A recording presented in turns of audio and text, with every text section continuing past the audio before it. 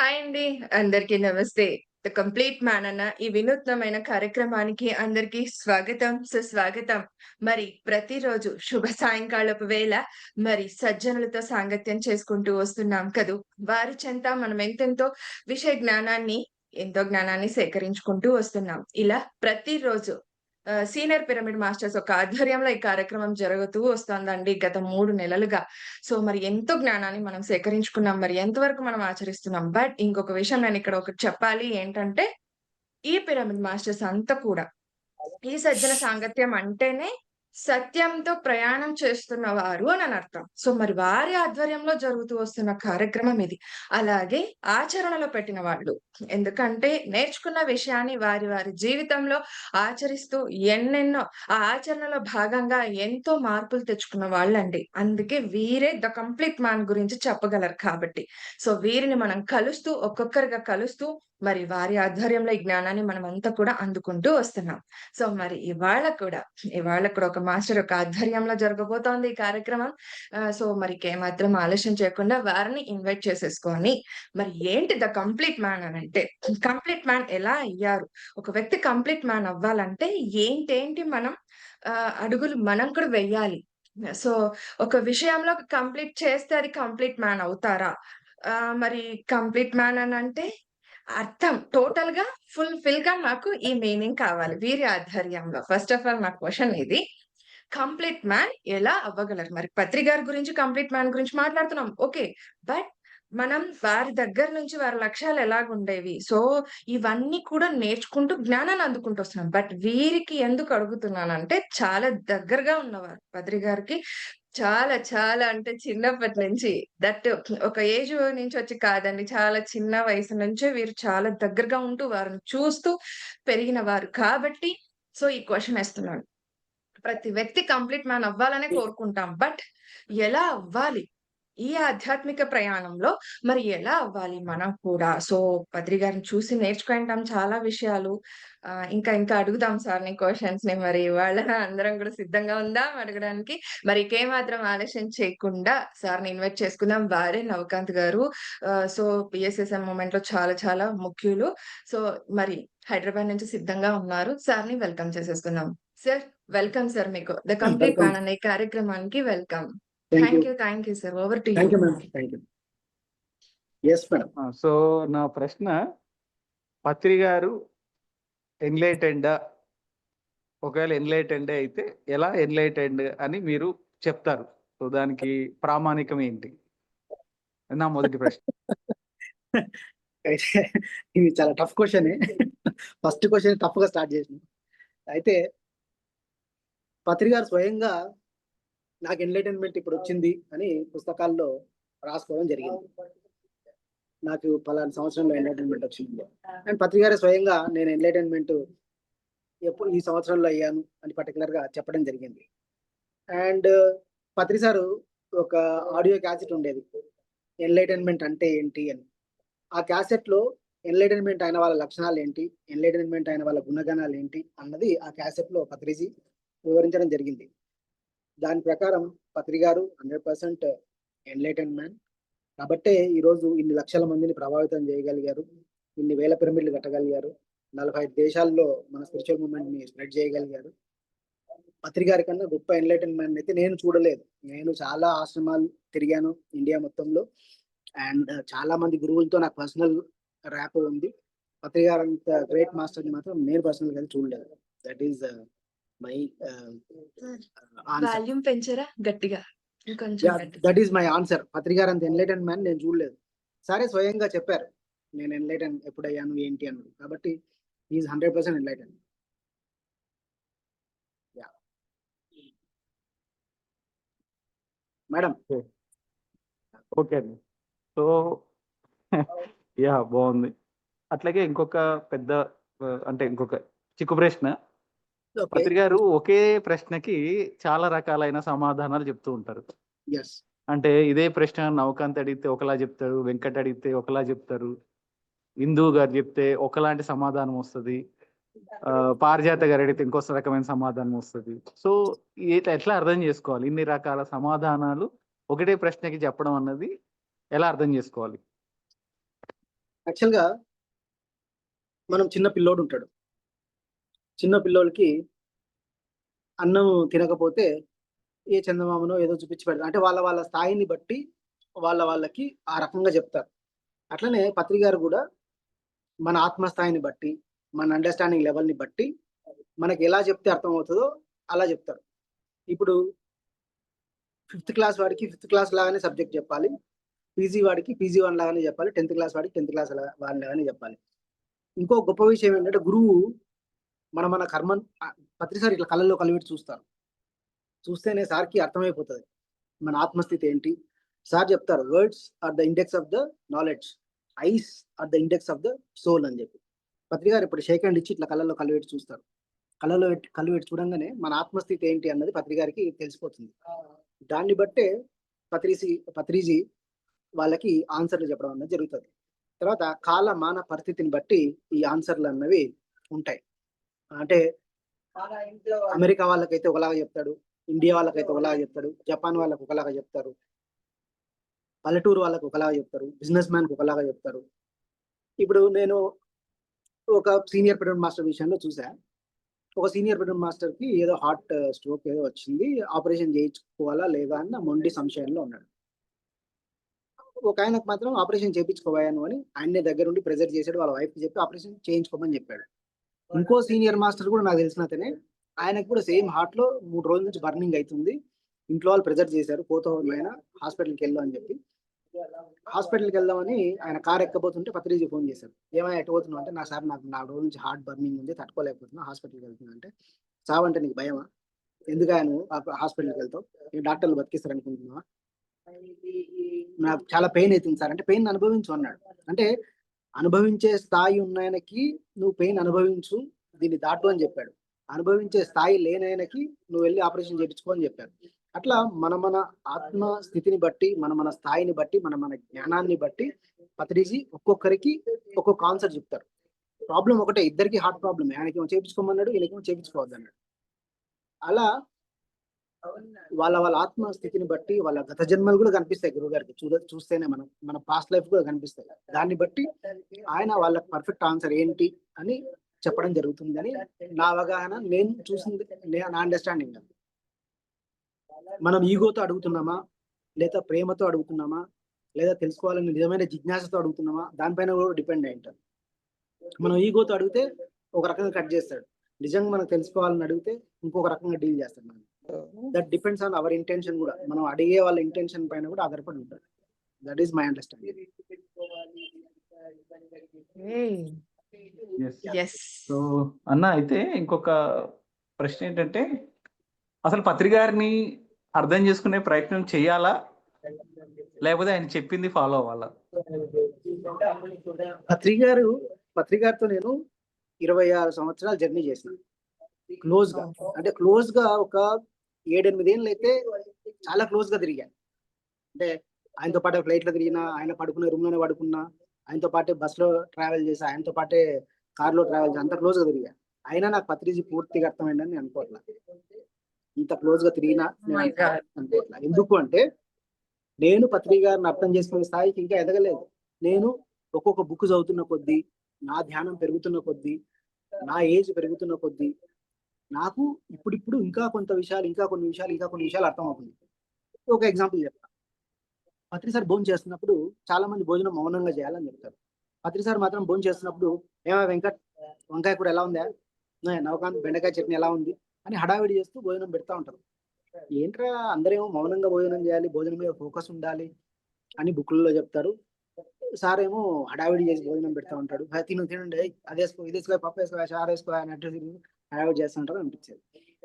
నాకు ఈ మధ్య అర్థమైంది ఏంటంటే, నా సారు మనం ఏం తింటున్నామో ఎరకతో తినాలి అన్న ఉద్దేశంతో మనం టేస్ట్ గీస్ట్ చూడకుండా ఏదో తింటా ఉంటాం. ఏమయ్యా వెంకట్ ఎలా ఉంది గోంగూర పచ్చడి అన్నప్పుడు మళ్ళీ నువ్వు ఎరకతో తింటావు. ఎరకతో తిన్నప్పుడు ఓహో ఇదేమో బెండకాయ పులుసు ఎలా ఉంది అంటాడు, మనం ఎరకతో తింటాం. అట్లా గురువుని అర్థం చేసుకోవడానికి సంవత్సరాలు పడుతుంది. ఆ విషయం నాకు అర్థం పత్రి గారు బాడీ వెకేట్ చేసిన తర్వాత అయింది. గురువు ఈ యాక్షన్ ఎందుకు చేశారన్నమాట అని చెప్పి. అట్లా మనం ఎన్లైటెండ్ అయితే తప్ప మనకు గురువు అర్థం కాదు. తర్వాత అందరు గురువుల బిహేవియర్ ఎలా ఉండదు, రమణ మహర్షి బిహేవియర్ ఎలా ఉంటుంది, ఆయన ఎన్లైటెన్ మ్యాన్, ఆయన గోసిగుడ్డ కట్టుకొని ఒక దగ్గర కూర్చున్నాడు. ఓషో బిహేవియర్ ఎలా ఉంటుంది, ఆయన ఎన్లైటెన్ మ్యాన్, ఆయన రోల్స్ రాయ్ కార్లో తిరిగేవాడు, డైమండ్ వాచ్ పెట్టుకునేవాడు, ఆయన బిహేవియర్ ఎలా ఉంటుంది. ఒక ఎన్లైటెన్ మ్యాన్ రోజు పొద్దున్నే కాఫీ తాగుతాడు. ఒక ఆయన మహావీర్ ఉన్నాడు, ఆయన జీవితం మొత్తంలో 300 రోజులేమో తిన్నాడట భోజనం. పత్రికారు ఉన్నాడు, 3 పూటలు తింటారు. మనం చాలా వరకు బిహేవియర్ ని బట్టి అర్థం చేసుకుందాం చూస్తాం. వాళ్ళు వేసుకునే బట్టలు, వాళ్ళు వేసుకునే మాట, వాళ్ళ ప్రవర్తనని బట్టి అర్థం చేసుకుందాం మనం ప్రయత్నం చేస్తాం. కానీ మనం 100% ఎప్పుడైతే ఎన్లైటెండ్ అవుతామో అప్పుడు మాత్రమే ఒక ఎన్లైటెన్ మ్యాన్ మనకు అర్థం అవుతాడు. మనం పైన అన్ని చూసి అర్థం చేసుకోవాలని ప్రయత్నిస్తాం, అది ఎప్పటికీ అర్థం కాదు. ఒక సాధకుడు గాని, ఒక అన్వేషి గాని చేయాల్సింది ఏంటి అంటే, గురువుని అర్థం చేసుకోవడమా, లేకపోతే ఆయన చెప్పిన స్పీచెస్ విని ఫాలో అవడమా, ఆర్ ఎల్స్ అంత పర్సనల్ గా గైడెన్స్ తీసుకోవాలా? అసలు వాట్ ఎగ్జాక్ట్లీ ఒక ఒక అంటే ఒక ఆధ్యాత్మిక అన్వేషి ఆర్ ఒక గురువు, వాళ్ళిద్దరి మధ్య ఒక రిలేషన్షిప్ ని ఎట్లా చూడాలి, అసలు ఎట్లా అర్థం చేసుకోవాలి, అసలు ఏం జరుగుతుంది వాళ్ళిద్దరి మధ్య? గురువు పత్రిసారే చెప్పాడు, గురువు పాదాలు కాదు పదాలు పట్టుకోవాలి అని చెప్పారు. నా పాదాలు పట్టుకుంటే మీకేం రాదు, ధూళి మాత్రమే అంటుతుంది. నా పాదాలు పట్టుకుంటే మీకు ధూళి మాత్రమే అంటుతుంది. నా పదాలు పట్టుకోండి అంటే గురువు ఏం చెప్పాడు జ్ఞానం, దాన్ని పట్టుకోండి, దాన్ని ఫాలో కండి. ఇప్పుడు గురువుని ఫాలో అవుతాం అంటే, ఇప్పుడు పత్రి గారికి ఉగ్గాని బజ్జీ అంటే చాలా ఇష్టం. నేను గురువుని ఫాలో అయ్యి నేను మిర్చి తింటే నాకు కడుపులో మండుతుంది. మిర్చి బజ్జీ ఎక్కువ తింటే నాకు కడుపులో మండుతుంది. నేను గురువు ఫాలో అవ్వడానికి లేదు, అది ఆయనకు పడుతుంది, నాకు పడదు. నాకు పన్నీర్ ఇష్టం, గురువు గారికి పన్నీర్ ఇష్టం లేదు.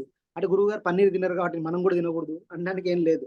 అట్లా మనం గురువు చెప్పిన జ్ఞానాన్ని పట్టుకోవాలి, గురువు చెప్పిన జ్ఞానంలో సూక్ష్మాలను పట్టుకోవాలి. పట్టుకుంటే చాలు, అప్పుడు మనం ఎదుగుతాం. పత్రి గారు శ్వాస మీద ధ్యాస అని ఎందుకు అంత సింప్లిఫై చేసి చెప్పారు అన్నది నాకు ఎన్నో ఆశ్రమాలు తిరిగిన తర్వాత, ఎన్నో టెక్నిక్లు, అంటే నేను పిఎస్ఎస్ఎంలోకి వచ్చిన తర్వాత ఎన్నో ఆశ్రమాలు తిరిగి ఎన్నో మంది గురువులను తెలిసిన తర్వాత సహజమైనదంటే ఏంటి, సరళమైనదంటే ఏంటి అని ఒక క్లారిటీ వచ్చింది. అట్లా ఇది ఒక రోజులో వచ్చేది కాదు, నిరంతరం. ఇప్పుడు తులసీదళం పుస్తకం ఉంది, నేను ఇప్పుడు చదువుతున్నా, ఒక రకంగా అర్థమవుతుందా, ఇంకా బాగా అర్థం అవుతుంది. 10 ఏళ్ల కింద చదివా, అప్పుడు పెద్దగా అర్థం కాలేదు. గురువు గారు చెప్పింది అర్థం కావాలంటే కూడా పదే చదవాలి, పదే వినాలి. గురువు గారి స్పీచ్లు, గురువు గారు ఎన్నో ఆడియోస్ ఉన్నాయి, పదే వినాలి, పదే ఆడియోస్ వినాలి, పదే వీడియోస్ చూడాలి, పదే ఆయన రాసిన పుస్తకాలు చదవాలి. చదువుతుంటే మనం మెల్లమెల్లగా మనకు అర్థం అవుతుంది. కాబట్టి సింగిల్ పాయింట్ ఏంటంటే గురువు గారు చెప్పిన జ్ఞానాన్ని పట్టుకోవాలి. No judgement, no comment, no complaint, no suggestion అన్నాడు. ఎన్నో ఇప్పుడు పిరమిడ్ సొసైటీ 18 ఆదర్శ సూత్రాలు ఇచ్చాడు. ఆ 18 ఆదర్శ సూత్రాలు 13 వ్యక్తిగత సూత్రాలు ఇచ్చాడు. ఆ 13 వ్యక్తిగత సూత్రాలు కనుక ఎవరు 100% ఇంప్లిమెంట్ చేసినా వాళ్ళు ఖచ్చితంగా ఎన్లైటన్మెంట్ అయి తీరుతారు. 100% అది, అందులో డౌట్ ఏం లేదు. 18 ఆదర్శ సూత్రాలు, 13 వ్యక్తిగత సూత్రాలు. ఓకే, కానీ ఇక్కడ ఒక చిన్న సమస్య ఉంది. సో ఏంటి ఆ సమస్య అంటే, పత్రి గారు ఏది డీటెయిల్ గా వివరించరు, సూత్రప్రాయంగా చెప్తారు అన్ని. బట్ అందులో రీసెర్చ్ చేసుకుంటూ వెళ్తే చాలా పెద్ద విషయాన్ని చాలా సింపుల్ గా చిన్న కాన్సెప్ట్ లో పెట్టేస్తారు. సో ఇది అందరికి అర్థమయ్యే అవకాశం లేదు కదా, అందరికి అంత పరిణితి ఉండదు కదా. కరెక్టే. ఇప్పుడు భగవద్గీత ఉంది, భగవద్గీత ఒక్కొక్కరు ఒక వర్షన్ రాశారు, రామాయణాన్ని ఒక్కొక్కరు ఒక వర్షన్ రాసుకుంటూ వచ్చారు. అట్లనే గురువు గారి జ్ఞానం కూడా. పత్రి సార్ ఒకసారి అడిగాను నేను, సార్ ప్రేమ గురించి చెప్పాలంటే ఓషో 5 రోజులు చెప్తాడు, మీరు మాత్రం 5 సెకండ్లలో చెప్తారు, ఎందుకు మీరు అట్లా ఎందుకు మీరు అంతసేపు చెప్పరు ఒక కాన్సెప్ట్ ని అని అడిగా. అంటే రికార్డ్ చేసినప్పుడు మేము కెమెరా తీసుకుని పత్రి సార్ దగ్గరికి వెళ్తే, సార్ మీరు భయం అన్న కాన్సెప్ట్ గురించి ఒక 20 నిమిషాలు చెప్పాలంటే 1 నిమిషంలో చెప్పేసేవాడు. ఆ ధ్యానం చేస్తే భయం పోతుంది అంతే అనేవాడు. అట్లా చెప్తే ఎట్లా సార్, మేము ఏం వేసుకోవాలి టీవీలో, మీరు అట్లా ముగిస్తే అంటే నాకు అంత టైం లేదా, నాకు తెలుసు నేను మాట్లాడగలను, ఓషోలాగా ఇంకొకరిలాగా గంటలు మాట్లాడగలను, కానీ నాకు అంత టైం లేదు అని చెప్పేవాడు. అయితే అల్టిమేట్గా ఏంటంటే పదే వింటే మనకు 100% అర్థం అవుతుంది. ఒక్కసారి వింటే అర్థం కాదు, ఒకసారి చదివితే అర్థం కాదు.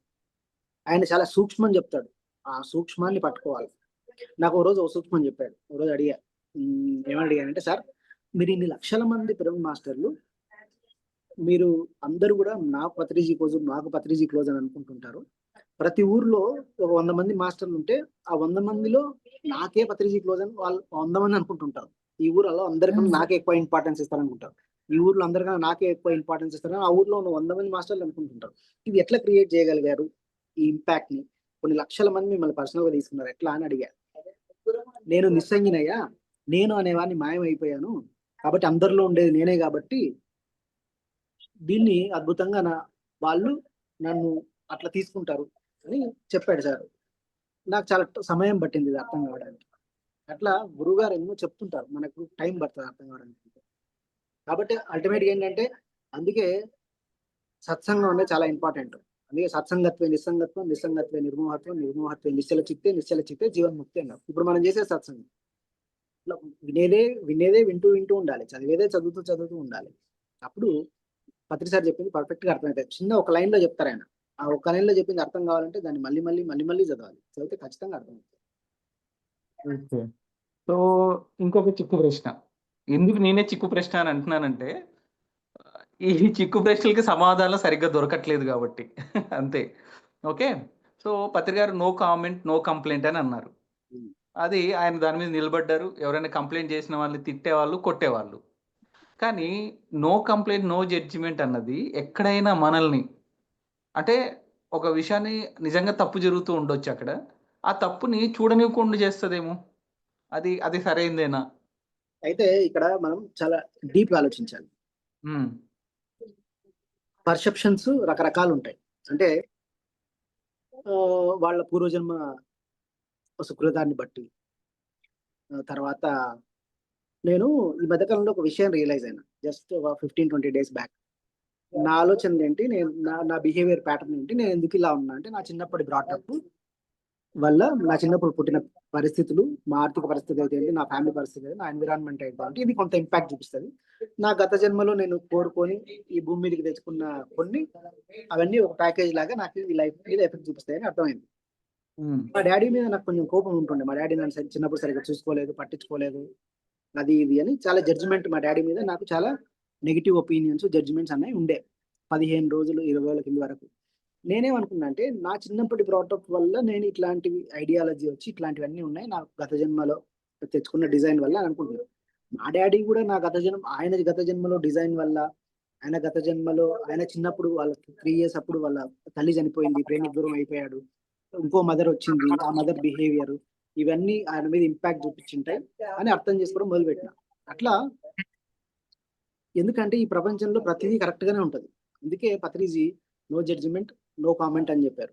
ఎందుకంటే మనం తప్పులు, ఇప్పుడు ఎగ్జాంపుల్ కి ఇండియాలో రోడ్ మీద పేపర్ వాడేస్తే అరెస్ట్ చేయరు, అమెరికాలో రోడ్ మీద పేపర్ వాడేస్తే అరెస్ట్ చేస్తారు. అది పరిస్థితిని బట్టి, దాన్ని బట్టి, దీన్ని బట్టి అన్ని మారిపోతా ఉంటాయి. అందుకే ఎవరి జీవిత పాఠాలు వాళ్ళవి, ఎవరి అనుభవాలు వాళ్ళవి.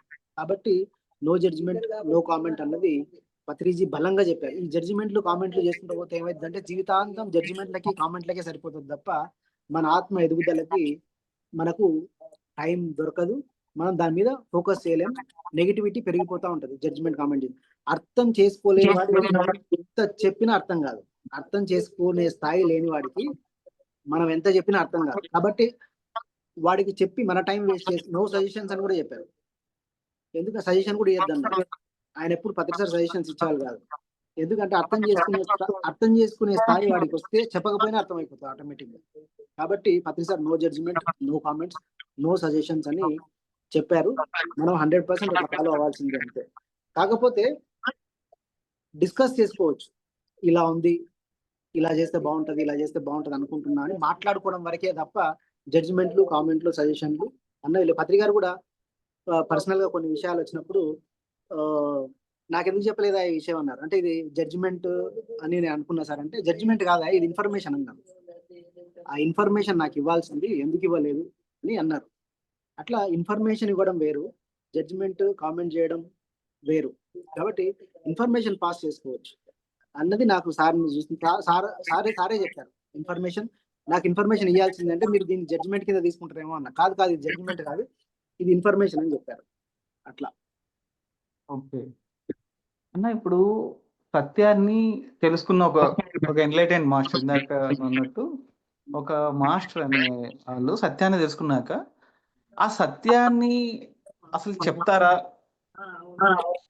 2, నిజంగా చెప్పే పరిస్థితి వచ్చినప్పుడు ఆ సత్యాన్ని తీసుకునేడానికి అదే స్థాయి మనిషి ఉంటాడా? ఒకవేళ ఆ సత్యాన్ని ఉన్నది ఉన్నట్టు తీసుకునే మనిషి ఉన్నప్పుడు, ఆ మనిషికి సత్యాన్ని చెప్పాల్సిన అవసరం ఏముంటది? అన్నది నా ప్రశ్న. అన్నిటికన్నా చిక్కు ప్రశ్న ఇదే. అదే. అయితే నాకు అర్థమైంది ఏంటంటే మెహర్ బాబా పుస్తకం ఈ మధ్య ఒకటి చదివాను. మెహర్ బాబా ఏం చెప్పాడంటే, నేను ఎన్నో అవతారాలు ఎత్తిన, నేనే అవతార్ మెహర్ బాబా అంటారు. నేనే రాముణ్ణి, నేనే కృష్ణుణ్ణి, నేనే బుద్ధుణ్ణి, ఎన్నో అవతారాలు ఎత్తాను. నేను కృష్ణుడిగా ఉండి చెప్పాను, జనాలు ఏం మారలే. నేను బుద్ధుడిగా వచ్చి చెప్పా, జనాలు మారలే. నేను రాముడిగా వచ్చి చెప్పా, జనాలు మారలేదు. అందుకే చెప్పడం ద్వారా కాదు, ఈ జన్మలో నా ఎనర్జీ ద్వారా మారుదాం అని చెప్పి నేను ఈ జన్మంతా మౌనంగా ఉండదలుచుకున్నా. నా ఎనర్జీ వల్ల ప్రభావితం జనాలు మారుతారు, నా వైబ్రేషన్ వల్ల జనాలు మారుతారు. మెహర్ బాబా అని ఒక ఆయన వచ్చి అడిగారు, ఏమని అడిగారంటే, బాబా మీరు ఇంత నాలెడ్జబుల్ పర్సన్, మీరు ఇట్లా మౌనంగా ఉంటే ఎలా, ప్రపంచం ఎట్లా మారుతుంది, మీరు ప్రవచనాలు ఇవ్వాలి ఊరు తిరిగి, అప్పుడే ప్రపంచం మారుతుంది అంటే ఆయన చెప్పాడు, అరే బుద్ధుడు ప్రవచనాలు ఇచ్చాడు, కృష్ణుడు ప్రవచనాలు ఇచ్చారు, రాముడు ప్రవచనాలు ఇచ్చారు, అందరు ప్రవచనాలు చెప్పారు బాబు, మారలేదు. నేను నా ఎనర్జీతో ఇంపాక్ట్ చేద్దాం అనుకుంటున్నా ఈ ఏరియాని, నా ఎనర్జీతో మారుద్దాం అనుకుంటున్నా, నా చైతన్య శక్తితో మారుద్దాం అనుకుంటున్నా అని చెప్పారు. అట్లా ఇప్పుడు మనం తిరువన్నమల వెళ్తాం, రమణమహర్షి లేడు, కానీ ఆ రూమ్ లో కూర్చుంటే అద్భుతంగా మనకు ధ్యానం కుదురుతుంది, మనం అద్భుతంగా ధ్యానం చేయగలుగుతాం అక్కడ మనం తిరువన్నమల వెళ్తే. అట్లా అల్టిమేట్ ఏంటంటే అది నిశ్శబ్దంగా జరుగుతుంది. ఆధ్యాత్మికత అన్నది ఒక నిశ్శబ్ద విప్లవం. ఏదో మనం పెద్ద ప్రవచనాలు ఇచ్చేసి అవతల 20 ఏళ్ల కింద ఒక కాన్సెప్ట్ చెప్పింటాం, వాడు అది ఇని మారాడని ఏం రూల్ ఏం లేదు. పత్రిక నాకు చాలా చెప్పారు, వారానికి ఒక రోజు మౌనంగా ఉంటే మంచిదని 10 సార్లు 20 సార్లు చెప్పారు. నేను ఎప్పుడు వారానికి ఒక రోజు మౌనంగా ఉండే ప్రయత్నం నేను చేయలేదు.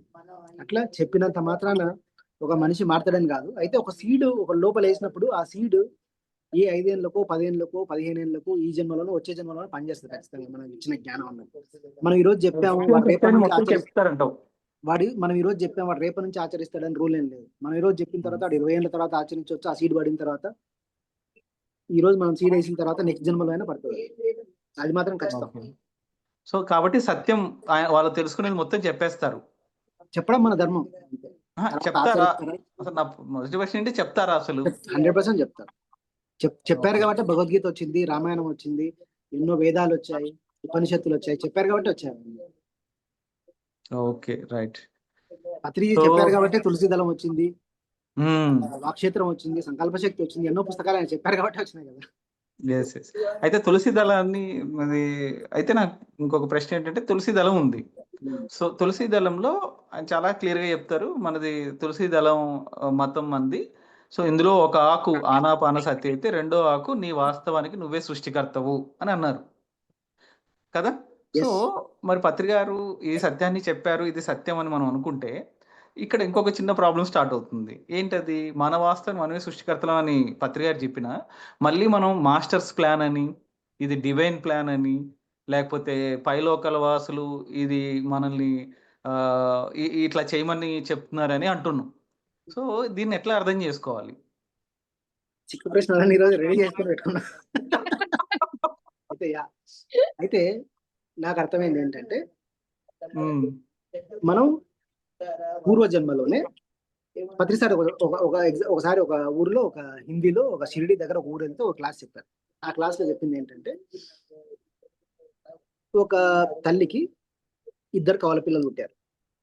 ఆ 2 కవల పిల్లలకి ఒకటే జత బట్టలు వేశారు, అంటే ఒకటే కలర్ బట్టలు వేశారు, ఒకటే ఫుడ్ పెట్టారు, ఒకటే సెరిలాక్ తినిపించారు, ఒకటే రకంగా చూసుకున్నారు, ఒకటే స్కూల్లో చదివించారు, ఒకటే ట్యూషన్ పంపించారు, ఒకటే పుస్తకాలు కొనిచ్చారు. పెద్దగా అయిన తర్వాత ఒకడేమో కలెక్టర్ అవుతాడు, ఒకడేమో రోడ్డు మీద తాగుతూ పడి తిరుగుతూ ఉంటాడు. మరి ఈ ప్రాబ్లం ఎక్కడొచ్చింది అని పత్రిసారి అడిగారు. మరి తల్లిదండ్రులు ఒకటే, ఎన్విరాన్మెంట్ ఒకటే, పరిస్థితులు ఒకటే, అన్నీ ఒకటే అయినప్పుడు మరి వీడేమో కలెక్టర్ అయ్యాడు, వాడేమో తాగి రోడ్డు మీద పడి తిరుగుతున్నాడు. మరి ఎక్కడ లోపం ఉంది అంటే పత్రిసారి అప్పుడు చెప్పారు, ఆత్మానుసార బుద్ధి అన్నారు. అంటే ఆత్మ అన్నది, ఇప్పుడు తమ్ముడి ఆత్మ 500 జన్మలు అయిండొచ్చు, ఆత్మ వయస్సు, అన్న ఆత్మ వయస్సు 300 జన్మలే అయిండొచ్చు. దాన్ని బట్టి వాడి గుణగణాలన్నీ ఉంటాయి, వాడి మెచ్యూరిటీ లెవెల్ అన్నది ఉంటుంది అని చెప్పారు. అట్లా మనం మాక్సిమం పైనుంచి మనం వచ్చేటప్పుడే, ఈ జన్మలో మనం వచ్చినప్పుడే మనం ఎట్లాంటి మదర్ ఫాదర్ ని చూజ్ చేసుకోవాలి, ఎట్లాంటి ఎన్విరాన్మెంట్ ని చూజ్ చేసుకోవాలి, ఎట్లాంటివి అన్ని చూజ్ చేసుకోవాలి, అవన్నీ చూజ్ చేసుకునే వస్తాం. అయితే చూస్ చేసుకుని వచ్చిన తర్వాత కొంత ఫ్రీ విల్ ఉంటుంది ఇక్కడ, మార్చుకునే ఫ్రీ విల్, కొంత ఫ్రీ విల్ ని బట్టి మారుతుంటాయి. ఎగ్జాంపుల్ కి నేను హైదరాబాద్ టు సికింద్రాబాద్ పోవాలి అని పైనుంచి డిసైడ్ అయ్యి వచ్చింది. హైదరాబాద్ టు సికింద్రాబాద్ నేను మణికొండ నుంచి వెళ్ళాలంటే నేను వయా లక్డీ కప్పులు వెళ్ళొచ్చు, వయా ఖైరతాబాద్ వెళ్ళొచ్చు. ఇది నా ఛాయిస్ ఉంటుంది. లక్డీ కప్పుల నుంచి వెళ్తానా, ఖైరతాబాద్ నుంచి వెళ్తానా అన్నది నా పర్సనల్ ఛాయిస్. లేదా తిరిగి గచ్చిబౌలి నుంచి వెళ్తానా అన్నది నా ఛాయిస్. అట్లా మన వాస్తవానికి 100% మనమే సృష్టికర్తలం. కానీ మనం ఎవరైనా హయ్యర్ మాస్టర్స్ ఏదైనా యూనివర్సల్ కాజ్ కోసం ఉన్నప్పుడు కొన్ని మార్పులు కొన్ని అన్నాయి మధ్యలో జరగడం అన్నది కూడా వాస్తవమే. ఎస్, అది కూడా మన కోరిక వల్లే జరుగుతుంది. Okay okay okay. సో అన్న, ఇప్పుడు నేను చాలా చోట్ల వింటూ ఉంటాను, ధ్యాన మహాచక్రాల్లో సేవ చేస్తే కర్మలు పోతాయి, అదే పిరమిడ్ కడితే కర్మలు పోతాయి అని అంటూ ఉంటారు. సో దీనికి మీ స్పందన? 100% ఇప్పుడు సత్కర్మ, కర్మలో సత్కర్మ ఒకటి ఎప్పుడు పోతాయి అంటే 100% నిష్కామ కర్మ చేస్తే పోతాయి. అంటే అస్సలు ఆశించకుండా చేయాలి. కానీ 90% of the people, 95% of the people పేరు నాశించే చేస్తారు. పేరు నాశించి చేస్తుంటే అది కూడా నీ అపేక్షే, అంటే అది కూడా నిష్కామ కర్మ అవ్వదు. పేరు కోసం పనిచేస్తున్నాం, నన్ను 10 మంది గ్రేట్ అనుకోవాలి, నేను అన్నదానం పెడుతుంటే, తర్వాత ఒక కమ్యూనిటీ డెవలప్ చేసుకోవాలి అంటే ఇంటెన్షన్ ఏంటి అన్నది ఇంపార్టెంట్. నువ్వు ప్యూర్ గా నిష్కామ కర్మ చేస్తే ఖచ్చితంగా కర్మలు కొంతవరకు తగ్గడం అన్నది వాస్తవమే. అది ఎన్నో పత్రి గారు చెప్పారు, ఎన్నో వేదాల్లో పురాణాల్లో కూడా చెప్పబడి ఉంది. మనం ఏం ఆశించకుండా పని చేస్తే, అంటే సత్కర్మ చేయడం వల్ల పూర్వజన్మ కర్మలు కొంతవరకు తగ్గుతాయి అన్నది 100% వాస్తవం. ఓకే. సో సేవ చేయడం, పిరమిడ్లు కట్టడం అన్నది కొంతవరకు కర్మ ప్రక్షాళన జరుగుతుంది. తర్వాత ఇంకోటి ఏంటంటే మనకు వేరే మైండ్ యావిగేషన్ లేకుండా పత్రి గారు కంటిన్యూగా ఈ స్పిరిచువల్ ప్రాక్టీస్ లోనే ఉండి, స్పిరిచువాలిటీలోనే ఉండి, ప్రపంచంలో మాయలో పడి కొట్టుకోపోకుండా ఉండడానికి కూడా ఇది పెట్టారు. ఈ సర్కిల్లో ఉండి దీనిలోనే ఉంటారని చెప్పి కూడా ఒక కారణం. ఖచ్చితంగా కర్మలు దగ్ధం అవుతాయి. అంటే మనం అంటే నేను ఏం ఆశించకుండా చేస్తే, ఇప్పుడు ఎట్లాంటి ఎగ్జాంపుల్, ఇప్పుడు నేను మా తల్లికి సేవ చేశాను అనుకో, నా కర్మలు దగ్ధం అవుతాయి అని చెప్పడానికి లేదు, అది నా రెస్పాన్సిబిలిటీ. నేను వెంకట వాళ్ళ తల్లికి వచ్చేదాన్ని సేవ చేస్తే నా కర్మ దగ్ధం అనేది స్కోప్ ఉంది, ఎందుకంటే అక్కడ నాకు ఏ ఎక్స్పెక్టేషన్ లేదు. నేను మా పక్కింటోనికి ఏదో హెల్ప్ చేస్తా, ఎందుకంటే వాడు నాకు హెల్ప్ చేస్తాడు, అంటే దానిలో అది కూడా బిజినెస్. నేను మా పక్కింటోకి చేస్తే ఆడు నాకు చేస్తాడు అనేది కూడా ఒక బిజినెస్ ఉంటుంది దీనిలో. ఎవడో రోడ్ మీద పోతున్నాడు, కింద పడ్డాడు, బైక్ లో వచ్చి కింద పడ్డాడు, వాడిని లేపి కూర్చోబెట్టాం అనుకో, అది సత్కర్మ అవుతుంది. అట్లా ఇది చాలా సూక్ష్మంగా ఉంటుంది, చూసుకోవాలి. ఓకే. ఇంకో ప్రశ్న ఏంటంటే, ఇప్పుడు పత్రి గారు 1,00,000 పుస్తకాలు చదివాను అని అన్నారు. సో ఒక పుస్తకం చదవడానికి ఒక రోజు లెక్కేసుకున్నా, 1,00,000 పుస్తకాలు చదవడానికి 1,00,000 రోజులు కావాలి, అంతేనా? అంతే. నేను కూడా ఈ లెక్కలు వేసాను. సో ఇది ఎలా పాసిబుల్? ఆయన 1,00,000 పుస్తకాలు ఎలా చదివారు? అయితే ఫర్ ఎగ్జాంపుల్ మీకు హాస్టల్ ట్రావెల్ అనేది ఒక సబ్జెక్ట్ ఉంది అనుకుందాం. హాస్టల్ ట్రావెల్ పైన నా అండర్స్టాండింగ్ చెప్తా, maybe right are not, I don't know.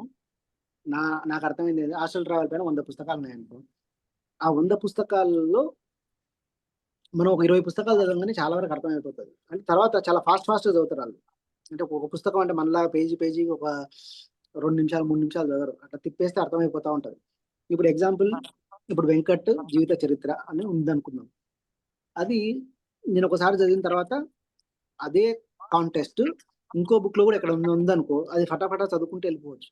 కాబట్టి మనం ఓవరాల్ గా ఎట్లా తీసుకోవాలంటే, అంటే ఒక కంటెంటే 4-5 పుస్తకాల్లో కనిపిస్తూ ఉంటది.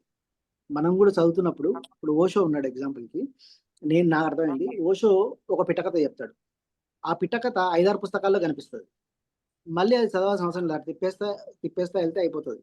అట్లా వాళ్ళు ఫాస్ట్ గా చదువుతారు అని నేను అర్థం చేసుకున్నాను. కాబట్టి 1,00,000 పుస్తకాలు చదవడానికి పాసిబిలిటీ ఉంది. ఓషో కూడా చదివాడంట. తర్వాత ఆ పత్రిక గారు ఎప్పుడు అబద్ధం చెప్పరు, నేను గమనించిన. గొప్పలు చెప్పుకోరు, ఎప్పుడు అబద్ధం చెప్పరు, గొప్ప చెప్పుకోరు. ఆయన గురించి నేను పిఎస్ఎస్ఎం కోసం పనిచేస్తున్నా అని చెప్పారు, కానీ నేను పిఎస్ఎం ఫౌండర్ అని కూడా చెప్పాడు ఆయన. ఇప్పుడు ఐఎమ్ వర్కింగ్ ఫర్ పిఎస్ఎస్ఎం అని చెప్తాను. అట్లా పత్రిక గారు 1,00,000 పుస్తకాలు చదివారంటే ఖచ్చితంగా చదివారు, అందులో డౌట్ ఏం లేదు. అంటే ఇది చాలా మంది దగ్గర నుంచి విన్న ప్రశ్న. అంటే ఇది కొంచెం అపోజ్ చేసినట్టే ఉంటుంది కానీ బట్ నాకు కూడా ఎందుకో తెలుసుకోవాలనిపించే ప్రశ్న ఇప్పుడు ఇది. రోజుకి 10-20 పుస్తకాలు కూడా చదివేటోళ్ళు ఉన్నారు. కాదు వివేకానందుడు లాంటోడు గంటకే పుస్తకం చదివాడని మనం వింటున్నాం, మనం చెప్పుకుంటున్నాం. ఒక గంటలో ఒక పుస్తకం ఇట్లా తిప్పేస్తాడని. అంటే ఇప్పుడు ఎగ్జాంపుల్ కి ఒక మనిషికి ఒక పుస్తకం చదవడానికి 10 రోజులు పడుతుంది, ఒక మనిషికి 5 రోజులు పడుతుంది. ఇప్పుడు శ్రీనివాస్ రెడ్డి ఉన్నాడు, పత్రిక అల్లుడు, ఆయన ఫాస్ట్ చదువుతాడు. చదివి చదివి చదివి చదివి దాని మీద గ్రిప్ వస్తుంది వాళ్ళకి. ఇట్లా తిప్పితే అర్థమైంది. ఇంకా మనం కొన్ని పుస్తకాలు చదివాం, బుక్ కింద పెట్టుకొని పడుకుంటే కూడా పుస్తకం ఎక్కిన వాళ్ళు చాలా మంది ఉన్నారు.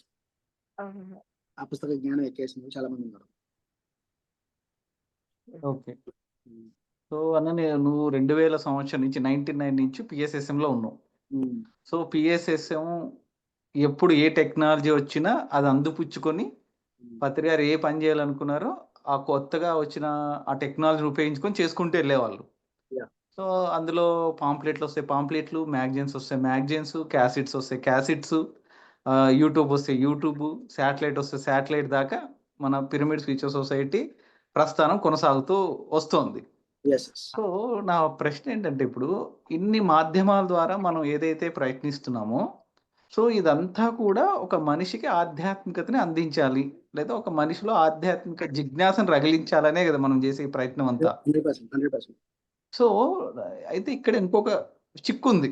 నేను చిక్కుగా భావించేది ఏంటంటే ఏ అయితే మాధ్యమాల ద్వారా మనం అందిస్తున్నామో, ఓకే పత్రికారు ఉన్నన్ని రోజులు పత్రికారు కరెక్ట్ చేసేవాళ్ళు, కరెక్ట్గా వెళ్తుందా లేదా, ఓకే ఆయన ప్రతి పాంప్లెట్ని ఒక 10 సార్లు దిద్దేవాళ్ళు, ఒక బుక్ని 50 సార్లు కరెక్ట్ చేసిన అనుభవాలు కూడా చాలా మంది చెప్తా ఉంటారు. మరి పత్రికారు లేనప్పుడు మన దగ్గర నుంచి ఏదైతే సమాచారం బయటకు వెళ్తుందో దానికి ప్రామాణికం ఏంటి, ఎట్లా దాన్ని మరి కరెక్ట్ చేసుకోవాలి, ఎట్లా చూసుకోవాలి? It's a good question actually. అయితే ఒక్క నిమిషం నేను మాట్లాడుతూ లోపలికి చార్జ్ పెడతా. అయితే ఓకే. ఇక్కడ ఏంటంటే ముఖ్యంగా పత్రి సార్ ఒక్క నిమిషం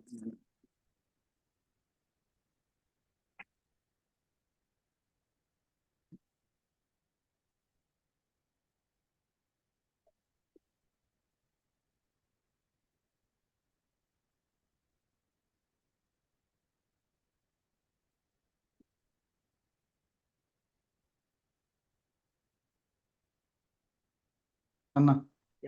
ఓకే.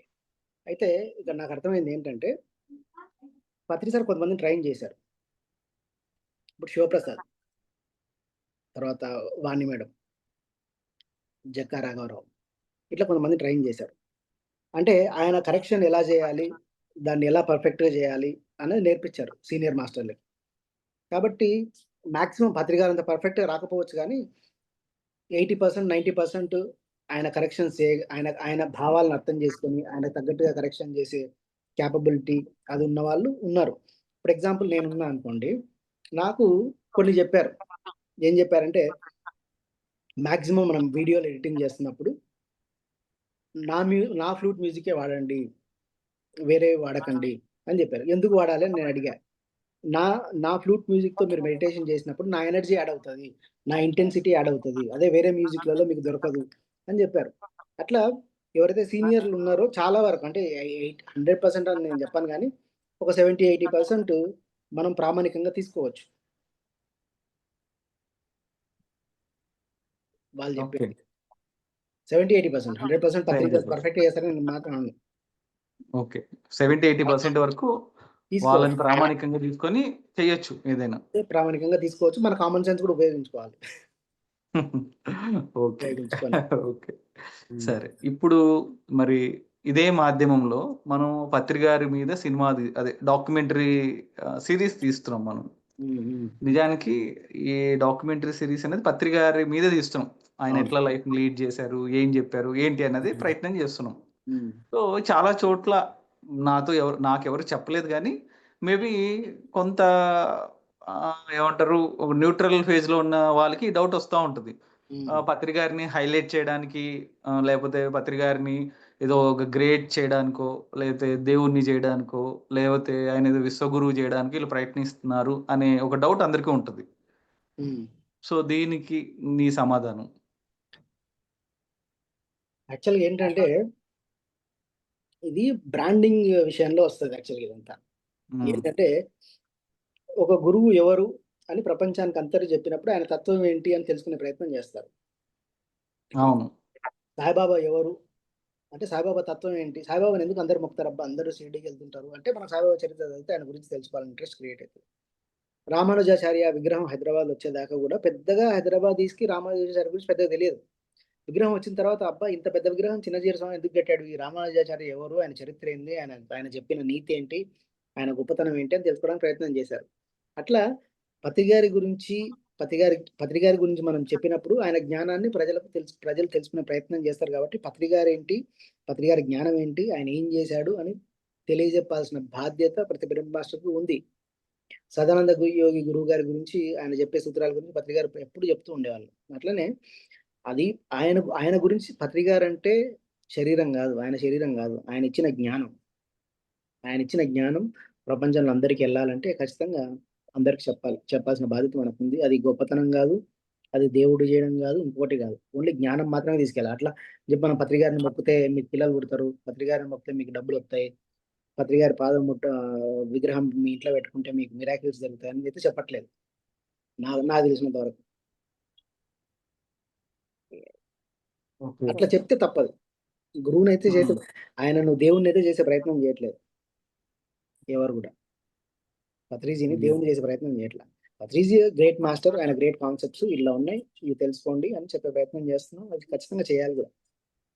పత్రిజీ అంటే జ్ఞానం. అంటే ఇది మనం చేస్తాము, బట్ ఇది పరిణామాలు అంటే దీనికి ఎట్లాంటి ఇంపాక్ట్ దీని అంటే ఒక డాక్యుమెంట్ పత్రికారి బయోగ్రఫీ చెప్పడం వల్ల ఏ ఇంపాక్ట్ కలగొచ్చు అని నువ్వు అనుకుంటున్నావు? పత్రికారి బయోగ్రఫీ చెప్పడం వల్ల ఇప్పుడు పత్రికారిని కొంతమంది పర్సనల్గా చూశారు, చూడని వాళ్ళు చాలా మంది ఉన్నారు. తర్వాత ఎక్స్పెషల్లీ నువ్వు అన్ని ఊర్లు తిరిగావు, అన్ని పుస్తకాలు చదివావు, పత్రిక గురించి బాగా తెలుసుకున్నావు, పత్రిక తత్వాన్ని అర్థం చేసుకున్నావు. కాబట్టి ఈ పత్రిజీ ఏంటి అని మనకు తెలియాలంటే ఖచ్చితంగా ఆ ఫిలిం చూడాల్సిందే. ఫిలిం చూస్తే తప్ప ఆయన ఏంటి అన్నది అర్థం కాదు, ఆయన కోర్ ఏంటి అన్నది అర్థం కాదు. ఇప్పుడు మనకు ఒక డైమెన్షనే అర్థం అవుతుంది. ఇప్పుడు ఎగ్జాంపుల్ చెప్పాలంటే, ఇప్పుడు మనం బాహుబలి సినిమా ఉంది, బాహుబలి సినిమా పుస్తక రూపంలో వస్తే మనకు అంత బాగా అర్థమయ్యేదా? పుస్తకం చదివితే అది గుర్తుండేదా మనకి? బాహుబలి కథ పుస్తకం చదివితే మనకు అంత ఇంపాక్ట్ అంత గుర్తుండేదా? అది సినిమా వచ్చింది కాబట్టి దాంట్లో విజువల్స్ ఉంటాయి, తర్వాత ఎమోషన్ ఉంటుంది, డ్రామా ఉంటుంది, మ్యూజిక్ ఉంటుంది. ఒక సినిమా అన్నది ఒక మనిషిని అన్ని రకాలుగా ఎమోషన్స్కి టచ్ చేసి వాళ్ళకి మనం చెప్పాలనుకున్నది 100% చెప్పడానికి ఉపయోగపడదు. ఇప్పుడు నేను ఇట్లా అంటున్నా చెప్పడానికి అని ఇట్లా ఒక ఎక్స్ప్రెషన్ ఇస్తున్నా. ఇది నా వీడియో లేకుండా ఆడియోలో అయితే ఆ ఎక్స్ప్రెషన్ అర్థం కాదు. అంటే నా ఇంటెన్సిటీ చెప్తున్నాను నేను. అది వీడియో ద్వారానే సాధ్యం. ఒక సబ్జెక్ట్ పైన ఉన్న ఇంటెన్సిటీ చెప్పడం, తర్వాత ఆ సబ్జెక్ట్ లో డెప్త్, ఒక మ్యూజిక్ లో ఒక బ్యాక్గ్రౌండ్ మ్యూజిక్ తోనే మనం కన్విన్స్ చేస్తాం. తర్వాత ఒక విజువల్ ఎక్స్ప్రెషన్ తో కన్విన్స్ చేస్తాం ఆయన చెప్పిన దాన్ని. తర్వాత ఒక చిన్న డ్రామా సీన్ తో కన్విన్స్ చేస్తాం. కాబట్టి ఆయన తత్వాన్ని, ఆయన ఏంటి అన్నది ప్రపంచానికి చెప్పాలి అంటే ఖచ్చితంగా అది 100% అవసరం. పత్రికారు ఏంటి అన్నది తెలియాలంటే పత్రికారు ఉండాల్సిందే, వేరే ఆప్షన్ లేదు. ఎస్ అన్న. సో ఇందు గారు ఏమన్నా అడుగుతారా? పత్రికారి పైన ఒక బుక్ రాసావనుకో వెంకట్, నీకు తెలుసు, ఒక బుక్ రాసావనుకో, ఆ బుక్ ఇంపాక్ట్ ఇంత ఉండదు. నేను ఈ మధ్యకాలంలో మహాభారతం చూసా హాట్‌స్టార్ లో. చూస్తే చాలా బాగా అర్థమైంది నాకు. చదివినప్పుడు అర్థం కాలే, చదివితే మనకు కొంచెమే అర్థమవుతాయి, చూస్తే ఇంకా చాలా బాగా అర్థమవుతాయి. ఎందుకంటే నెంబర్ ఆఫ్ ఎమోషన్స్ ఉంటాయి మనకి. ఒక సినిమా మనకు 100% బాగా గుర్తుంటుంది మన మెమొరీలో. చిన్నప్పుడు చూసిన సినిమా, చిన్నప్పుడు చదివిన పుస్తకం గుర్తుండదు మనకి, సరిగ్గా అర్థం కూడా కాదు. అది పర్ఫెక్ట్ విజువల్ మీడియా అన్నది కమ్యూనికేషన్ కి హైయెస్ట్ మాధ్యమం విజువల్ మీడియా. అంటే మనం ఏం చెప్పాలనుకుంటున్నామో ప్రపంచానికి చెప్పడానికి visual media is the highest communication పద్ధతి. ఒక ఫోటో, ఒక ఫస్ట్ రైటింగ్, తర్వాత ఫోటో, ఆ ఫోటో కన్నా ఒక స్టెప్ ఎక్కువ విజువల్. ఈ డాక్యుమెంటరీ విజువల్ గా చాలా ఇంపాక్ట్ ఉంటుంది. 100% ఉంటుంది. పుస్తకం రాసిన దానికి ఒక సినిమాకి చాలా తేడా ఉంది. అంటే వాడిని కరెక్ట్గా మనం టచ్ చేయగలుగుతాం. వాడిని ఒక ఎమోషన్ ద్వారాను, ఒక మ్యూజిక్ ద్వారాను, ఒక సీన్ ద్వారాను టచ్ చేయగలుగుతాం. ఖచ్చితంగా టచ్ అవుతుంది వాళ్ళకి ఆ సబ్జెక్ట్. ఓకే అండి. ఓకే. ఒక పాట ద్వారాను 100% అవన్నీ ఈ సినిమా అన్న దానిలో ఉన్న మ్యాజిక్కే అది. ఎస్ అండి. Yes yes. సినిమా అన్న సో దానికి ఉన్న మ్యాజిక్కే అది. అవును. పత్రి గారే ఒకసారి నాకు ఆయన చెప్పినట్టే గుర్తు. ఏంటది అంటే ఒక మనిషికి హాని చేసే ఒక ఐటమ్స్ అమ్మేవాడే చాలా పబ్లిసిటీ చేస్తా ఉంటాడు. ఒక మనిషికి మంచి చేసే వాటిని ఎందుకు మనం పబ్లిసిటీ చేయకూడదు? బాగా ఎందుకు చేయకూడదు అని నువ్వా ప్రతిసారి ఎవరో నేను చెప్పింది కూడా గుర్తు. చెప్పాను నువ్వు చాలా నువ్వు సార్లు. నువ్వు కూడా చాలా సార్లు చెప్పావు నేను నాకు. చాలా సార్లు ఇప్పుడు సో టీవీలలో యాహ్! కూల్ డ్రింక్ ప్రమోట్ చేస్తారు తప్ప కొబ్బరి బోండాన్ని ఎవరైనా ప్రమోట్ అడ్వర్టైజ్మెంట్ ఏం చూసినామా మన ఛానల్లో? అవును. యాహ్! కొబ్బరి నువ్వే బోండాన్ని చెప్పావు ఎవరైనా కరెక్ట్. ప్రమోట్ చేస్తారు? ఎవడు కొబ్బరి బోండాన్ని ప్రమోట్ చేయడు. అవును. చెడు చేసే వాటినే ప్రమోట్ చేస్తారు మంచిగా. ఇప్పుడు వేప పుల్లతో రుద్దితే మంచిదని ప్రమోట్ చేస్తారా? కోల్గేట్ క్లోజ్అప్ అని చెప్తారు. అట్లా కోల్‌గేట్ అదే చెప్తారు. అది చెప్తారు తప్ప వేప పుల్లతో రుద్దితే మంచిదని ఎవరు చెప్పరు. చెప్పరు. అవును. రుద్దుతో రుద్దుకుంటే మంచిదని చెప్పరు. ఇట్లా మనం మంచి విషయాలు చెప్పాలి మీడియా ద్వారా. చెప్తేనే అది ప్రజల లోపలికి వెళ్తుంది. లేదంటే కనుక జనాలు ఏమనుకుంటారంటే అదే గ్రేట్ అనుకుంటారు. అంటే ఇది కొంతమంది అంటుంటారు గదా! మంచి విషయాలకి ప్రమోషన్ అక్కర్లేదు. అదే వెళ్తదని అంటుంటారు గదా! అది రాంగ్ అది. ఇప్పుడు హ్మ్. మంచి విషయం ఇప్పుడు ఎగ్జాంపుల్ హైదరాబాద్లో 1,500,000 ప్రజలు ఉన్నారు. హ్మ్. 1,500,000 ప్రజల్లో కొబ్బరి బొండాలు ఎక్కువ తాగుతారా? థమ్స్ అప్ ఎక్కువ తాగుతారు? కూల్ డ్రింక్ ఎక్కువ తాగుతారు? చెప్పండి నిజం చెప్పంటే థమ్స్ అప్ ఎక్కువ తాగుతారు. కదా. మరి కొబ్బరి హ్మ్. బొండం మంచిదే కదా. మరి పబ్లిసిటీ అవసరం లేదని చెప్పావు కదా. మరి తాగొచ్చు కదా. అదే చిరంజీవి వచ్చి హ్మ్. కంట్రీ డిలైట్ యాప్లో కొబ్బరి బొండ కొనుక్కోండి తాగండి ఆరోగ్యానికి మంచిదంటే ఎక్కువ మంది తాగుతారు. అవును. కరెక్టే. అదే అడ్వర్టైజ్మెంట్ పదే పదే వేస్తే తాగుతారు. ఇప్పుడు సో, మంచి రామ్దేవ్ బాబా విషయాన్ని హ్మ్. ఇప్పుడు త్రిఫలా చూర్ణం అన్నది ఎప్పటి నుంచో ఉంది. రామ్దేవ్ బాబా టీవీలో అడ్వర్టైజ్మెంట్ ఇచ్చి మళ్ళీ మళ్ళీ మళ్ళీ మళ్ళీ చెప్పబట్టి అందరూ తింటున్నారు. తిప్పతీగ అన్నది ఎప్పటి నుంచో ఉంది. కరోనా టైంలో తిప్పతీగ తింటే మంచిదని చెప్పి అన్ని యూట్యూబ్ ఛానల్లో టీవీలలో ఊదర కొడితే ఆ తిప్పతీగ అన్నది వాడుతున్నారు. అంతకుముందు లేదా తిప్పతీగ? ఉంది. అంతకుముందు లేవా యాలకులు, ఇలాయచీ, కషాయాలు? ఉన్నాయి. పబ్లిసిటీ పెరిగింది కరోనా టైంలో. అప్పటి నుంచి కషాయాలు తాగుతుండ్రు జనాలు. పబ్లిసిటీ చేయడం అది కూడా అంతకుముందు కూడా ఇలాయచీ మంచిదే. అంతకుముందు కూడా తిప్పతీగ మంచిదే. పబ్లిసిటీ చేస్తేనే మంచి విషయాలు ప్రజల్లోకి వెళ్తాయి. పబ్లిసిటీ చేయకపోతే ఏం పర్లేదు, ఏం చేయకపోతే వెళ్తది అంటే వెళ్ళదు. ఎందుకు వెళ్తది? ఇప్పుడు నేను ఒక 2 ఎగ్జాంపుల్స్ చెప్పా మనకి. ఎక్కడెళ్ళింది? తేనె ఎక్కువ హైదరాబాద్‌లో ఎక్కువ తేనె బాటిల్లు సేల్ అవుతాయా? బీర్ బాటిల్లు సేల్ అవుతాయా? యాహ్! బీర్ బాటిల్లే సేల్ అవుతాయి. అవును. తేనె అంతే బాటిల్లు అంతే గదా! సేల్ కావు. అవును.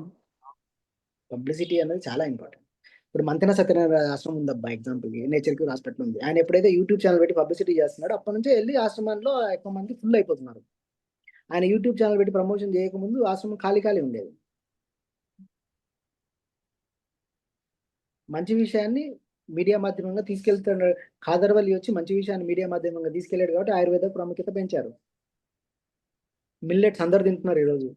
ఆయన మీడియాలో పోయి యూట్యూబ్ ఛానెల్‌లో పోయి చెప్పి మిల్లెట్స్ పైన ఒక అవగాహన కలిగించారు. అంతకుముందు మిల్లెట్స్ లేవా ఏంటి?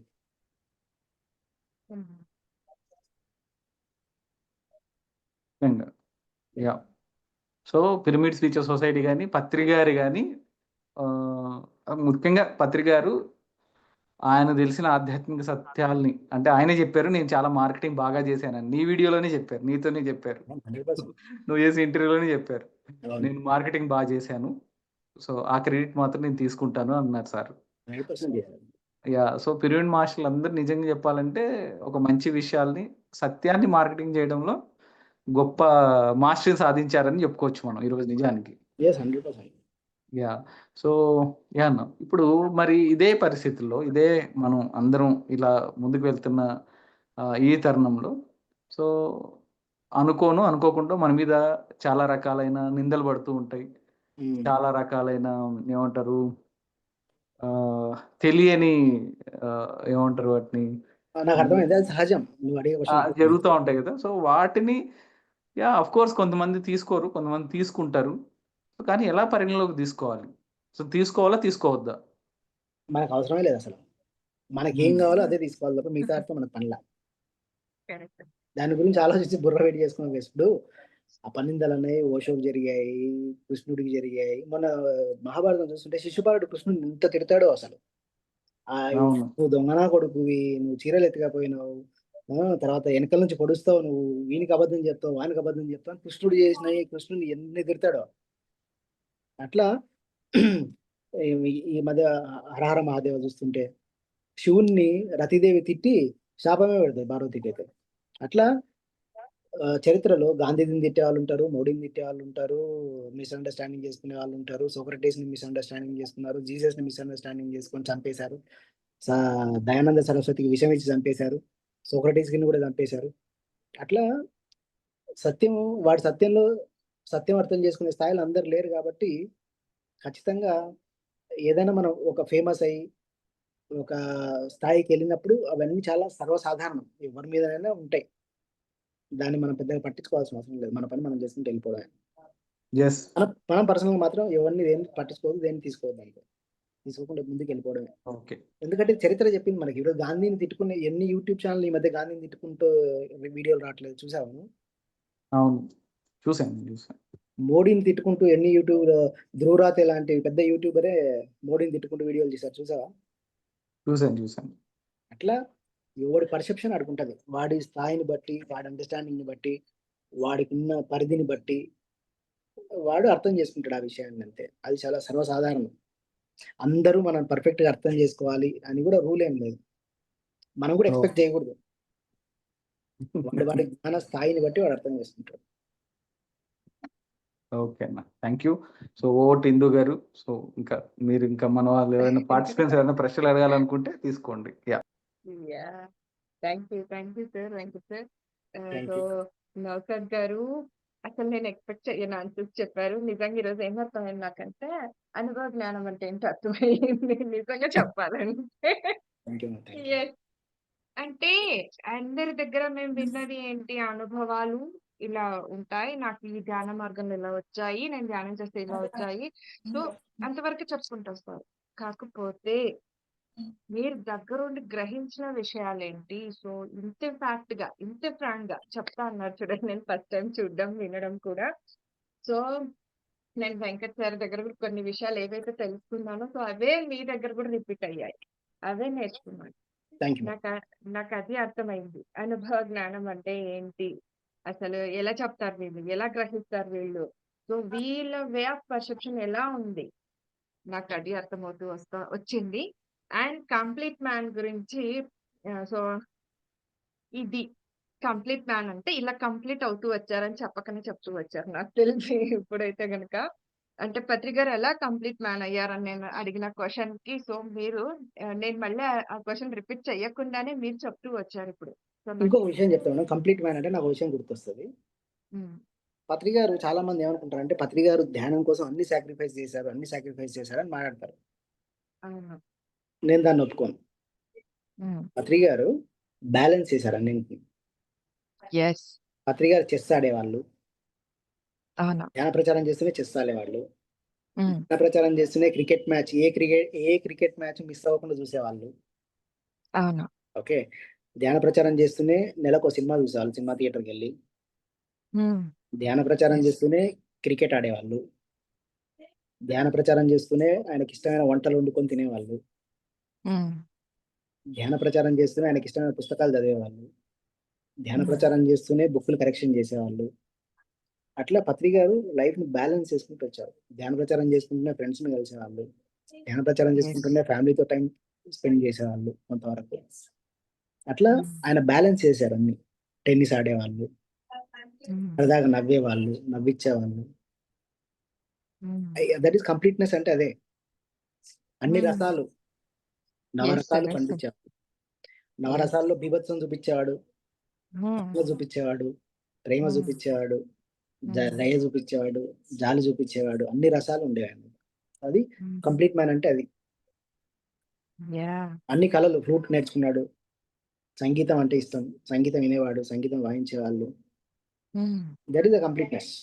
జీవితంలో అన్ని కోణాలు. వంట అంటే ఇష్టం, మంచి వంట వండి అందరికి వడ్డించి అందరు తినడం అంటే ఆయనకి ఇష్టం. నేను ధ్యాన ప్రచారం నాకు ఇంపార్టెంట్, నేను వంట వండని నాకు టైం లేదని ఎప్పుడు చెప్పలేదు. నాకు ధ్యాన ప్రచారం చాలా ఇంపార్టెంట్. నేను సినిమా చూడను ఎప్పుడు అనలా. నేను ధ్యాన ప్రచారం నాకు చాలా ఇంపార్టెంట్. క్రికెట్ మ్యాచ్ వస్తే నేను చూడను అనలా. అన్ని బ్యాలెన్స్ చేశారు. అందరిని ధ్యానంలో కూర్చోబెట్టి కన్ను మూసిన తర్వాత క్రికెట్ చూసేవాళ్ళు. అవును. యాహ్! ఈ విషయం ఒక మాస్టర్ చెప్పారు మొన్ననే రీసెంట్‌గా. సో, ఆయన ఆ క్షణం ఆయనకేమనిపించి ఆయన చేయాలనుకుంటారో అది చేస్తారు అని లేదు. చెప్పేసి. ధ్యానంలో యెస్ అందరిని సార్. కూర్చోబెట్టి స్కోర్ అడిగేవాడు. ఏందా స్కోర్ ఎంత అయిందని అడిగేటోడు. మరి నాకు ఒక క్వెషన్ ఉంది. మరి అనుభవమే జ్ఞానం అన్నారు కదా! సో, మరి పత్రి గారు అనుభవమే జ్ఞానం అన్నవారు మరి నాకే అనుభవాలు రావట్లేదు. నాకే అనుభవాలు రావు అని చెప్తారు ఆయన ఎప్పుడు కూడా. మరి అయితే ఇన్ని సత్యాలని ఎలా చెప్పగలిగారాయన? ఇన్ని సత్యాలని ఆయన చెప్తుంటే అది అనుభవం కూడా కాదు సార్ అది. మీరన్నట్లుగా ఆయన నోటి వెంట వచ్చే ప్రతి మాట సత్యంతో కూడుకున్నదే. అబద్ధాలు చెప్పరన్నట్లుగా. సో, అలా ఎలా చెప్పగలిగారు మరి? మేడం ఇప్పుడు ఓషన్ సేమ్ క్వెషన్ అడిగారు. ఏమని అడిగారంటే, "కానీ నువ్వు బుద్ధుని గురించి అంత బాగా చెప్తావు, కృష్ణుని గురించి అంత బాగా చెప్తావు ఎట్లా చెప్పగలుగుతున్నావు నువ్వు" అని అడిగారు. "నువ్వు హ్మ్. చూసుకుంటే చెప్పగలుగుతున్నావు" అంటే, "నేను అది వేరు కాదు కదా" అన్నాడాయన. నేను బుద్ధుడు వేరు కాదు. నేను జీసస్ వేరు కాదు. నేనే అంతటా ఉన్నాను రియలైజ్ అయిన తర్వాత హ్మ్. ఏదైనా అద్భుతంగా చెప్పగలను. ఎందుకంటే వాళ్ళు నేను వేరు కాదు. ఆ భావనలో వాళ్ళెప్పుడుంటారు కనుక. భావన అని కూడా అనలేము. అదే వాళ్ళు అయి ఉంటారు. యెస్. యెస్. అదే యెస్. వాళ్ళు అయి ఉంటారు. ఒక కృష్ణుడే పత్రిజి అయి ఉంటాడు. ఒక బుద్ధుడు పత్రిజి అయి ఉంటాడు. హ్మ్. ఎందుకంటే ఉన్నది ఒకటే చైతన్యం కదా! ఆ చైతన్యమే అవును. కదా అన్నిటి లోపల ఉండేది. నేను అనేది నా ఈగో. నా ఈగో మాయమైపోయిందనుకో ఉన్నదొకటే. హ్మ్. హ్మ్. ఈగో మాయమైతే ఉన్నదొకటే. యెస్. ఏకం సత్. యాహ్! ఈ నేను అవకంతట నా ఈగో అది. హ్మ్. నేను చైతన్యాన్ని రియలైజ్ అయిన రోజు నేను చచ్చిపోతా. నేనుండను. హ్మ్. Yes. Yes. So, friends thank you sir.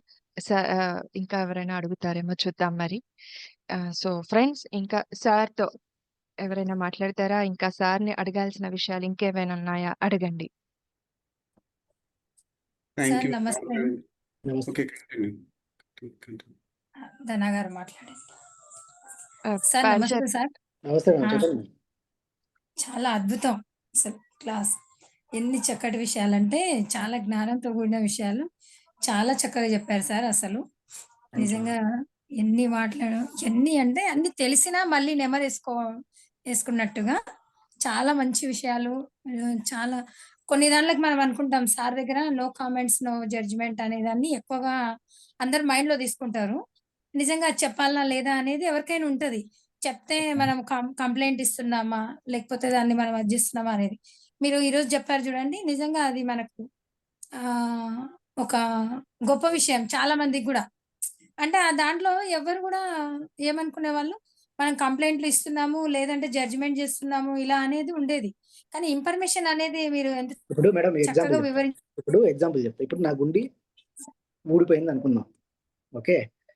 ఈ ఊడిపోయిన నా ఆ! గుండెని నవకాంత్ నువ్వు గుండె పెట్టుకో అంటే అది కామెంట్ కాదు, జడ్జ్‌మెంట్ కాదు. నవకాంత్ గారు మీ గుండె ఊడిపోయినట్టుంది చూసుకోండి సార్ అని చెప్పారనుకో ఇది ఇన్ఫర్మేషన్ అవుతది. యాహ్! వాడెట్లా గుండె అవును. ఊడగొట్టుకుంటాడు, కావాలని ఊడగొట్టుకున్నాడు వాడు అంటే అది కంప్లెయింట్‌లు, జడ్జ్‌మెంట్‌ల కింద వస్తదది. రైట్. ఇన్ఫర్మేషన్ సార్ మీ గుండె ఊడిపోయింది అవును. చూసుకోండి సార్ అంటే ఇది ఇన్ఫర్మేషన్ కింద వస్తది తప్ప అది కంప్లెయింట్, జడ్జ్‌మెంట్ కింద రాదు. యెస్. నిజం మన సార్. లోపల ఏం లేకుండా చెప్తే. యాహ్! నిజంగా. చాలా చక్కటి వివరణ అసలది. నిజంగా ప్రతి ఒక్కళ్ళకి తెలవాల్సిన పాయింట్ అది. చాలా మంది కొంతమంది ఇప్పుడు మేమే కూర్చుంటాం మా ఫ్రెండ్స్ మేమందరం గూడా. ఈ విషయంలో కొన్ని సందర్భాల్లో మేమే చర్చించుకున్నాం. ఉండనిలెండి ఎందుకు మనము సార్ చెప్పారు గదా! ఎందుకు కామెంట్ జేయడం, ఎందుకు జడ్జ్‌మెంట్ జేయడం అనుకుంటున్నాం. కానీ నిజంగా మన ఫ్రెండ్ అయ్యుండి మన వాళ్ళు ఉంటే ఇప్పుడు మీరన్నట్టుగా మనం ఇన్ఫర్మేషన్ ఇన్ఫర్మేషన్ ఇవ్వలేకపోయినాం. ఇచ్చిన తర్వాత ఎక్స్‌పెక్ట్ చేయొద్దు. ఇప్పుడు మీరు నవకాంత్ గుండె ఊడిపోయిందని చెప్పారు. పెట్టుకుంటానా లేదా నా ఇష్టం ఇంగ. మీరు ఎక్స్‌పెక్ట్ హ్మ్. చేయొద్దు మళ్ళీ. అవును. గుండె ఊడిపోయింది చూసుకోండి సార్ అంటాడు. ఏం పర్లేదు నా ఇష్టం నేను గుండె ఊడగొట్టుకోవడం నా ఫ్యాషన్ అన్నాననుకో మీరు వదిలేయాలి దాన్ని. అంతే. ఇన్ఫర్మేషన్ ఇచ్చారు అవును. అయిపోయింది. వాడు హ్మ్. మళ్ళీ నేను చెప్పిన తర్వాత గుండె ఎందుకు పెట్టుకోలేదు వాడు అంటే అది కంప్లెయింట్ మళ్ళీ ఆర్గ్యుమెంట్ కింద వస్తదది. హ్మ్. యాహ్! అవును సార్. ఆర్గ్యుమెంట్ కింద వస్తది. చాలా చక్కటి ఆహ్, వివరణ సార్ అసలు. చాలా మంచి మాటలు చెప్పారు మీరు. యెస్. ఈసారి మీరొచ్చినప్పుడు మాకి చాలా టైం కేటాయించారు. తప్పకుండా. ఎన్నిసార్లు వచ్చామో ఇది మీరు చాలట్లా. వచ్చారు. కానీ మీ దగ్గర ఎప్పుడొచ్చినా మీరు హడావిడిగా వెళ్ళిపోవడము, లేదా అవును. అంతే హాయ్ అవును. బాయ్ అన్నట్టే ఉంది. అవునవును. కానీ లేదు ఈసారి మాకు చాలా సమయం కేటాయించాలి మీరు. తప్పకుండా వస్తుంది. Okay sir. Thank you. Thank you. Navakanth గారు ఎస్ మ్యామ్. చిన్న కరెక్షన్ సార్. అంటే మీరు ఇందాక పత్రి సార్ ఎప్పుడు కూడా ఈగో అని ఎప్పుడు చెప్పరు. ఈగో అనేది కాదు, ఇగ్నరెన్స్. ఇగ్నరెన్స్ అంటే మనం నేను ఎందుకు వినాలి, నేను ఎందుకు చేయాలి అనే కైండ్ ఆఫ్ ఇగ్నరెన్స్ ని అందరూ ఈగో అని బోధించుకుంటారు, కానీ అది ఈగో కాదు, ఇగ్నరెన్స్. ఈగో అనేది ఎవరికీ ఉండదు అసలు. అంటే మేడం అదొక చిన్న కరెక్షన్. అంటే ఇప్పుడు నేను అన్న భావన ఈగో మేడం, అంతేం లేదు. సింపుల్ నేను చెప్పేది ఏంటంటే అసలు ఈగో అనేది భావనే కాదండి. నేను ఈగో నేను నేను అనడం ఈగో. నేను అనేది అసలు ఆత్మ. ఆ నేను ఎవరనేది ఆత్మ. సో ఈగో అనేది అంటే పత్రిక సార్ చెప్పిన పాయింట్స్ అంటే ఎగ్జాక్ట్ గా చెప్తున్నాను. అంటే ఈగో అనేది మనం పెట్టుకుంటే అదొక అహం కింద మళ్ళీ కన్వర్ట్ అవుతుంది. కానీ మనం దాని ఇగ్నరెన్స్ అని ఎప్పుడైతే మనం మైండ్ తీసుకుంటామో, ప్రతి ఒక్క పర్సన్ కి అది ఇగ్నరెన్స్ అనే విషయం అనుభవపూర్వకంగా అర్థమైతే Ignorance అది అంటే ఇగ్నరెన్స్ అనే అర్థమవుతుంది. ఈగో కాదు, ఉండదు ఎవరికి అని తెలుస్తుంది కరెక్ట్. బేసిక్ గా. మీరు చెప్పేది correct madam, 100% correct. Okay sir, అదే ఆ చిన్న కరెక్షన్ చేద్దామని ఒకటి చెప్పాను సార్, అంతే. Yes ma'am. Navakanth super. So Thank you. మళ్ళీ నీ మాటల్లో వింటుంటే అసలు ఏంటో ఎక్కడికో తీసుకెళ్ళిపోయినట్టుంది. థ్యాంక్ యూ ఆ, మరి ఇష్టమైన వ్యక్తుల మీద సలహాలు ఇవ్వడము, కరెక్ట్ చేయడము, అది నాన్ ఇంటర్ఫరెన్స్ కింద వస్తుందా? రాదు కదా. అంటే ఇన్ఫర్మేషన్ పాస్ చేయడం ఓకే సార్. అంటే Okay. మరీ టూ మచ్ గా పోక్ చేస్తే అది వస్తుంది తప్ప ఇన్ఫర్మేషన్ పాస్ చేయడం తప్పలేదు. Interference, too much poking is interference. ఒకసారి ఏదైనా చెప్పామనుకోండి, అది ఇన్ఫర్మేషన్ లాగానే ఉంటది. ఇప్పుడు మీ ఇంటికి వచ్చాను సార్, మీరు ఏదో పూరి చేశారు, పూరి చేశారు, కారం ఎక్కువైంది అనుకోండి. నేను కారం ఎక్కువైంది అని చెప్తే జడ్జిమెంట్, నేను జడ్జ్ చేస్తున్నా ఇలా నీ కారం ఎక్కువైంది అని చెప్పకూడదు అని చెప్పడానికి లేదు. సార్ ఎందుకో కారం ఎక్కువ అనిపిస్తుంది అని చెప్పాను అనుకో, నెక్స్ట్ టైం తగ్గిస్తారు. లేదంటే సార్ మా ఇంట్లో మేము కారం ఇలాగే తింటాం అంటే ఓకే అనుకుంటాం. సూపర్. మళ్ళీ మన మ్యూజిషియన్స్ కూడా సంజయ్ కింగి సారు, గణేష్ కుమార్ సారు వీళ్ళు కూడా చాలా సంవత్సరాలుగా ట్రావెల్ చేశారు. అంత బాండింగ్ ఎలా మెయింటైన్ చేశారు సారు? అంటే నేను ఇందాకనే చెప్పాను, అంటే నేను అన్నది ఆయన లోపల ఏం లేదు కాబట్టి ప్రతి Yeah. ఒక్కరి లోపల ఆయననే ఆయన చూసుకుంటాడు. ఆయన ఎలా ప్రేమించుకుంటాడో అందరిని అలాగే ప్రేమించగలడు. ఆయన ఎలా భోజనం తినిపించుకుంటాడో అందరికి అలాగే భోజనం తినిపించుకోగలడు. కాబట్టి ఎవరైనా అట్రాక్ట్ అవ్వాల్సిందే, వేరే ఆప్షన్ లేదు. అంటే అది మాయమైపోయి ఉంటుంది. ఆత్మ మాయమైపోయి పరమాత్మ స్థితి, నేను చైతన్యం అన్న స్థితిలో ఆయన బతుకుతున్నప్పుడు ఎవరైనా అట్రాక్ట్ అవుతారు. ఆయన లోపల ఉన్న చైతన్యాన్ని ఎదుటి వాళ్ళ లోపల కూడా దర్శిస్తారు. అందుకే ఆయన నా my dear masters, my dear God's అన్నాడు. ఆయన నేను దేవుడిని అనుకున్నప్పుడు నువ్వు కూడా దేవుడే అని చూస్తాడు ఆయన. నేను దేవుణ్ణి, నువ్వు మామూలు మనిషి అని ఒక జ్ఞానం ఎప్పుడు చూడడు అట్లా. ఆయన లోపల ఉన్న జ్ఞానాన్ని ఎదుటోళ్ళ లోపల చూస్తాడు. ఆయన లోపల ఉన్న తత్వాన్ని ఎదుటోళ్ళ లోపల కూడా చూస్తారు. అట్లా so there is no separation అనేది లేదనమాట. అయ్యో సపరేషన్ ఉండదు, వాళ్ళకి సపరేషన్ ఉండదు. అందుకే పత్రిసాన్ని చాలా మంది అడుగుతారు, సార్ మీ పక్కన చాలా మంది పెట్టుకొని తిరుగుతారు, వాడు ఇట్లా చేస్తాడు, ఇది ఎట్లా చేస్తాడు, వీళ్ళందరినీ ఎందుకు పెట్టుకొని తిరుగుతారు అని అడిగారు చాలా మంది. ఆయనకు అట్లాంటివి ఏమి ఉండవు. అందరి లోపల ఆయననే దర్శించుకుంటాడు. ఒక టీవీ ఛానల్ పత్రిజీ మీద చాలా నెగిటివ్ న్యూస్ స్ప్రెడ్ చేసింది 2013లో. చేస్తే అందరు మన వాళ్ళందరూ వాళ్ళ మీద పోరాడాలి, మీ గురించి చాలా తప్పులు చెప్తున్నారు ఆ ఛానల్లో, మీ ఇమేజ్ అంతా డ్యామేజ్ చేస్తున్నారు ఆ ఛానల్లో అని చాలా మంది ప్రేమ మాస్టర్ సార్ని అడిగారు. పత్రిక ఏం చెప్పారంటే నాకు ఇమేజే లేదని చెప్పారు. నాకు ఇమేజ్ ఉంటే కదా డ్యామేజ్ చేయడానికి కాదు, నాకు ఇమేజ్ లేదా అన్నాడు సార్. ఆ ఛానల్ మీద మనం చర్యలు తీసుకోవాలి, వాళ్ళ మీద కేసు పెట్టాలి అని చాలా మంది అడిగారు. అడిగితే ఏమన్నాడంటే ఆ ఛానల్ నేను వేరు కాదు, అది నేను కూడా ఒకటే, నా మీద నన్ను పోరాడమంటావా అని అడిగారు సార్. ఆ ఛానల్ మీద కేసు పెట్టాలి, పోరాడాలి, వాళ్ళతో మనం ధర్నా చేయాలి ఆ ఛానల్ ముందుకు వెళ్ళి అంటే, అది నేను వేరు కాదు, అది నేను ఒకటే, నాతో నన్ను పోరాడమంటావా అని అడిగారు సార్. కానీ అప్పట్లో న్యూటన్ సార్ వచ్చారనమాట బయట వచ్చి అంటే సంథింగ్ ఏదో జరిగింది. Okay, leave it sir. ఎక్కడ ధర్నాలు చేయడం కానీ, అద్దాలు వలగొట్టడం కానీ ఇట్లాంటివి ఎవరు చేయలేదు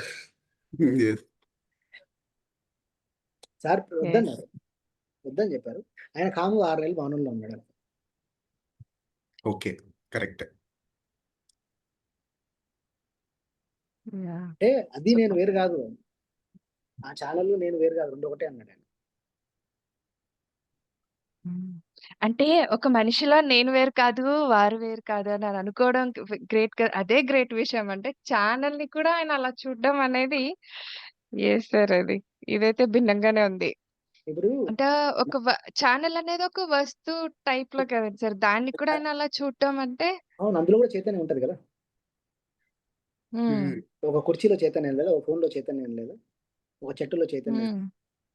అదే హ్మ్. చైతన్యం కదా అందరి లోపల ఉంది. దాన్ని దర్శించారు వాళ్ళు. హ్మ్. ఒక వస్తువుని వస్తువులా చూడకుండా ఒక అది కూడా చైతన్యంలో వాళ్ళు చైతన్య చూస్తారు. పదార్థమే. హ్మ్. నవకాంత్ గారు ఇప్పుడు సార్ ఎప్పుడు చెప్తూ ఉంటారు కదా! శూన్యం, మహాపరిశూన్యం అంటూ ఉంటారు. అంటే వాటి నుంచి మనకు ఏం విజ్డమ్ వస్తుంది యాక్చువల్‌గా? సున్నాలోనే అంతా ఉంటుంది సార్, అంత సింపుల్‌గా. సున్నా. ఓకే. అంటే అందరిలో. ఈ మధ్య క్వాంటమ్ ఫిజిక్స్ చెప్తా ఉంది. ఏమీ లేని దానిలోనే అంతా ఉంటది. అబ్బో! అవును. కంప్లీట్‌నెస్. ఓకే. శూన్యంలోనే కంప్లీట్‌నెస్ ఉంటుంది. అంటే పరిపూర్ణత్వం గదండీ సార్ ఒక సర్కిల్ అంటే. శూన్యం ఈజ్ ఎవ్రీథింగ్. నాలెడ్జ్, విజ్డమ్ కంప్లీట్‌గా. అది బ్లాక్ హోల్ అంటారు, బ్లాక్ హోల్ అంటారు, రకరకాలు చెప్తుంటారు. యెస్. శూన్యంలోనే అంతా ఉంటుంది. యెస్. దాని నుంచి అంతా వస్తుంది, అంతా దానిలోకి, దాని నుంచి వస్తుంది, అంతా దాని నుంచి దానిలోకి వెళ్తుంది. వావ్! అట్లా బుద్ధుడు ఎప్పుడో చెప్పాడు క్వాంటమ్ ఫిజిక్స్ 2000 సంవత్సరాల క్రితం. యెస్. యెస్. ఇది అంతా ఏం లేదని చెప్పాడు, అంత ఏం లేదని చెప్పాడు, మనం చూసిన ఏం లేదని చెప్పాడు. ఇప్పుడు క్వాంటమ్ ఫిజిక్స్ చెప్తాను కొత్తగా. హ్మ్. మీరు గూగుల్‌లో క్వాంటమ్ ఫిజిక్స్ ప్రిన్సిపల్స్ అని కొట్టండి తెలుస్తుంది. ఓకే. ఇలా చాట్ జీపీటీని అడగని చెప్తాను. ఈ మధ్య జరిగిన రీసెర్చ్ క్వాంటమ్ ఫిజిక్స్ పైన బుద్ధుడు చెప్పినా చెప్పారు ఇప్పుడు. యాహ్! థాంక్ యూ నవకాంత్ గారు. థాంక్ చాలా యూ. బాగుంది నాకు. యాహ్! నచ్చింది మీరు మీ మాటల్లో. ఫ్రెండ్స్ థాంక్ ఇంకా యూ. ఎవరైనా మాట్లాడతారా? ఆ! పారిజాత మేడం అన్‌మ్యూట్ చేసుకున్నారు. ఆ! ఓకే. సార్ ఇప్పుడు ఆహ్, ధ్యానం వల్ల జ్ఞానం లేదా అనుభవాలు అంటారు గదా! ఇప్పుడు అనుభవాలు అనేది ప్రత్యేకంగా ఏమన్నా కనిపిస్తాయా? లేకుండా మనిషిలో పరివర్తన ఏమన్నా చేంజా? యాక్చువల్‌గా అనుభవాలనేవి అందరికీ రావు మేడం. కొంతమందికొస్తాయి, అవసరమైన వాళ్ళకొస్తాయి, అవసరమైన వాళ్ళకి రావు. ఫర్ ఎగ్జాంపుల్, నేను హైదరాబాద్ నుంచి మహబూబ్ నగర్ వెళ్ళాను. మహబూబ్ నగర్ నా డెస్టినేషన్ హైదరాబాద్ టు మహబూబ్ నగర్. ఒక బస్ ఎక్కాను. కల్ నేను మీరిద్దరం బస్‌లో పక్క పక్కన కూర్చొని ట్రావెల్ చేస్తున్నాం. నేనేమో కళ్ళు మూసుకున్నా బస్‌లో. మీరేమో కళ్ళు తెరుచుకున్నారు. కళ్ళు తెరిచిన షాద్‌నగర్ వచ్చింది, జడ్చర్ల వచ్చింది, ఈ మూసాపేట వచ్చింది అని చూసారు. నేనేమో కళ్ళు మూసుకున్నా. మీ ఊరికొచ్చిన తర్వాత కళ్ళు తెరిచా. నేను చూడలే అవి. మీరేమో చూసారు. మన ఇద్దరి డెస్టినేషన్ అక్కడికే రీచ్ అయ్యాం. అనుభవం వచ్చినా, అనుభవం రాకపోయినా. మీరు చూసారు, నేను గమ్యం చూడలేదు. ఒకటే. ఇద్దరం ఒకటే దగ్గర చేరుకున్నాం. మీకు అవసరమైంది కాబట్టి మీరు చూసారు. నాకు అవసరం లేదు కాబట్టి నేను చూడలే అంతే. ఓకే. Wonderful message. ఓహ్! సింపుల్‌గా చక్కగా అసలు చెప్పేసారు అది. రైట్. ఎందుకంటే చాలా మంది అనుకుంటుంటాం. నిజంగా అందరికి అనుభవాలు గొప్ప గొప్ప వస్తున్నాయి. మాకేం లేదు అనుకుంటాం. ఏమి లేకపోవడం గొప్పే, రావడం గొప్పే. ఎవరికేం హ్మ్. కావాలో అది వస్తది అంతే. ఓకే. యెస్. చాలా మంది నన్ను క్వెషన్ చేస్తుంటారు. మీకేమైనా అనుభవాలున్నాయా అని. నాకు అనుభవాలు వచ్చిన ఎలాంటి వాళ్ళే అనుభవాలు నాకు ప్రత్యేకంగా ఏం కనిపియలేదు. అనుభవాలు వచ్చిన వాళ్ళే గొప్పవాళ్ళు కాదు. అనుభవాలు రానోళ్ళు తక్కువ కాదు. ఇద్దరు ఒకటే. మేము సరి అయిన సాధన ఏమైనా చేయట్లేదా అన్న ఒక రకంగా కొంతమంది అడిగినప్పుడు మేడం, అనుకునేదాన్ని ఒకప్పుడు. ఇప్పుడు ఇప్పుడు ఒక పిల్లోడు ఏడుస్తున్నాడు అనుకో, వాళ్ళు చాక్లెట్ ఇస్తేనే ఇంటే వాడు చాక్లెట్ ఇస్తారు. చాక్లెట్ ఇయ్యకపోయినా ఇన్నారు అనుకో, అవసరం లేదు, చాక్లెట్ ఇవ్వాల్సిన అవసరం లేదు. అనుభవాలు నా దృష్టిలో అట్లాంటివే కొన్ని. మనం నమ్మకపోతే చాక్లెట్ లాగా ఇస్తుంటారు అనుభవాలు కొంతమంది మాస్టర్స్. మనం నమ్మేదాకా, మనం నమ్మిన తర్వాత ఇంకా చాక్లెట్ ఇవ్వాల్సిన అవసరం లేదు. అదొక డౌట్ నవకాంత్ గారు. ఉమ్. అసలు మనం ఏదైనా సరే గొప్ప అని ఎందుకు అనుకోవాలి? అదే మాయ, మరి మాయలో ఉంటాం కాబట్టి. అర్థం పూర్తి కాలేదు. జ్ఞానం లేదు కాబట్టి. మాయలో ఉంటాం కాబట్టి పూర్తి జ్ఞానం మనం రియలైజ్ కాలేదు కాబట్టి. రియలైజ్ అయితే మనకి అది గొప్ప అని తెలుస్తుంది అంటున్నారా? రియలైజ్ అయితే అంతా ఒకటే ఉంటుంది. ఇంకా గొప్పలు ఉండదు, తక్కువ ఉండదు, ఎక్కువ ఉండదు. అంత సమానమే అని తెలుస్తుంది. అన్నిటి సమదృష్టితో చూస్తారు రియలైజ్ అయిన మాస్టర్. ఆ, రియలైజేషన్ కాలేదు కాబట్టి గొప్ప, తక్కువ, ఎక్కువ అవన్నీ ఉమ్. అజ్ఞానం. అజ్ఞానం. పరిపూర్ణమైన జ్ఞానం వచ్చినప్పుడు ఇంకేం ఉండదు.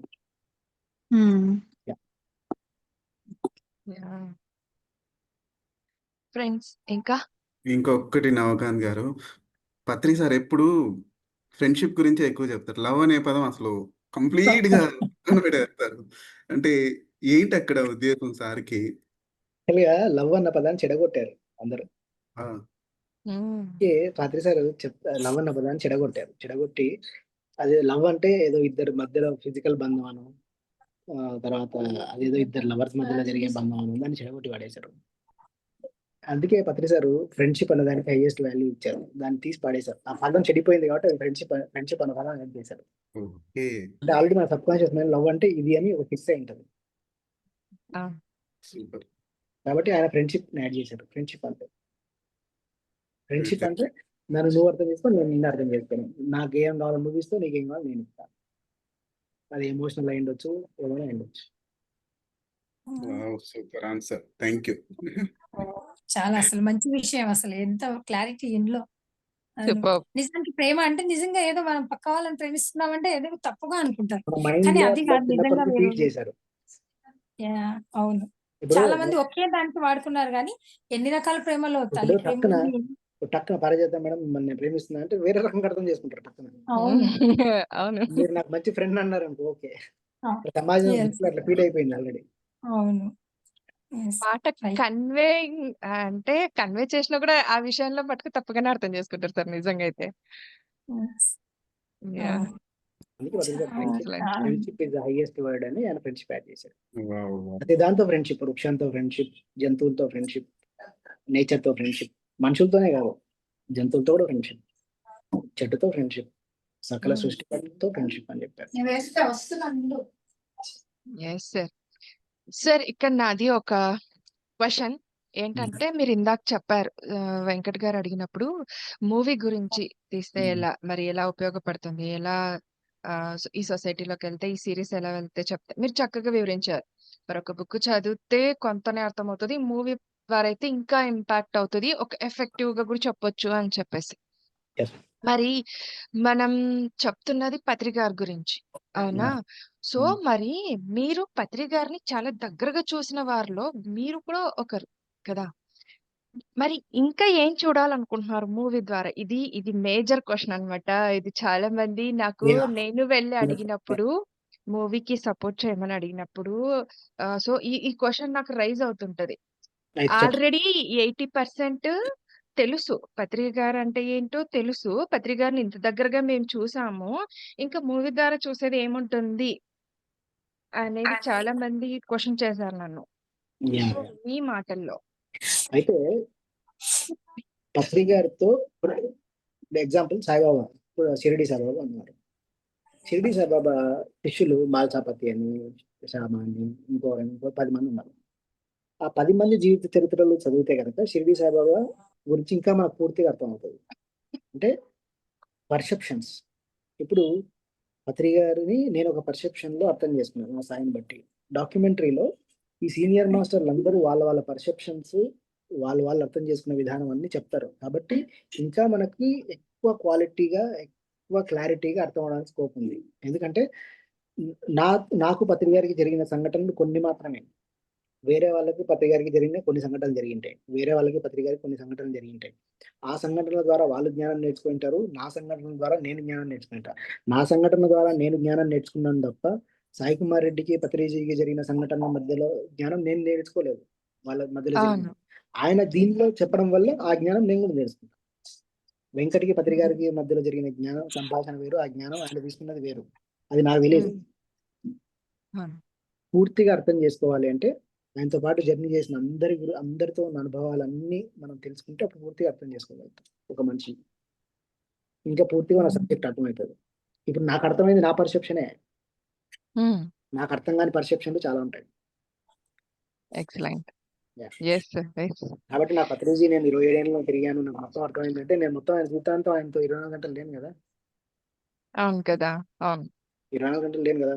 నాకు చాలా విషయాలు తెలియనివి చాలా చెప్పింటారు, తెలియని జ్ఞానం చాలా చెప్పింటారు, తెలియని విషయాలు చాలా చెప్పింటారు. అవి నేను డాక్యుమెంటరీలో ఏ సీనియర్ మాస్టర్లో, ఏ గుణాకర్ రెడ్డి గారు, ఏ పాల్ సారో, ఏ ఆంజనేయ శర్మ గారు ఏ డాక్టర్ జీకేనో చెప్తే ఓహో పత్రిక సార్ ఇలా కూడా చెప్పాడా అని తెలుసుకున్నా. ఇప్పుడు ఎగ్జాంపుల్ చెప్తాను. నేను డాక్టర్ జీకేతో మాట్లాడాను. పిరమిడ్ సొసైటీలో చాలా విభాగాలు వచ్చాయి కదా, గుడాకేశ అని, తర్వాత లైట్ వర్కర్స్ అని, ప్రకృతి మామహేశం ఆశ్రమం పెట్టారు, డాక్టర్ న్యూటన్ ఏమో క్వాంటమ్ లైట్ యూనివర్సిటీ అని పెట్టారు, రాము మాస్టర్ ధ్యాన ధర్మ ఆశ్రమం పెట్టారు. ఇట్లా రకరకాల పిరమిడ్ సొసైటీ స్ప్లిట్ అయిపోయింది కదా, ఒకటే ఉంటే బాగుండేది కదా అనిపించిందా? పత్రిక ఎప్పుడైనా అడిగారా అని అడిగాను. నాకు ఈ విషయంలో క్లారిటీ లేదు. పత్రిక జీకే సార్ చెప్పారంట, ఒక నది ప్రవహిస్తున్నప్పుడు ఎన్నో పాయాలు వెళ్తుంటాయి. ఒక నది ఇట్లా స్ట్రేట్ గా వెళ్తుంది. ఈ స్ట్రేట్ గా నది వెళ్ళినప్పుడు ఈ నదికి ఒక 5 కిలోమీటర్లు ఇటు 5 కిలోమీటర్లు ఇట్లా వాటర్ వస్తాయి అనుకుంది.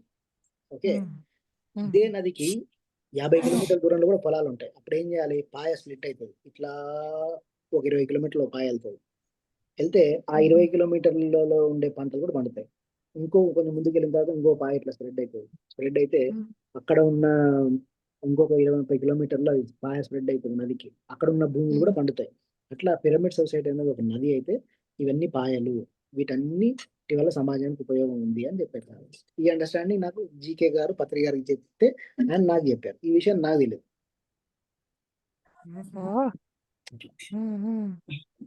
అంటే వీళ్ళందరూ కూడా బోధిస్తా ఉన్నది శ్వాస మీద ధ్యాస ధ్యానాన్నే కదండి సార్, ఆ జ్ఞానాన్నే కదా.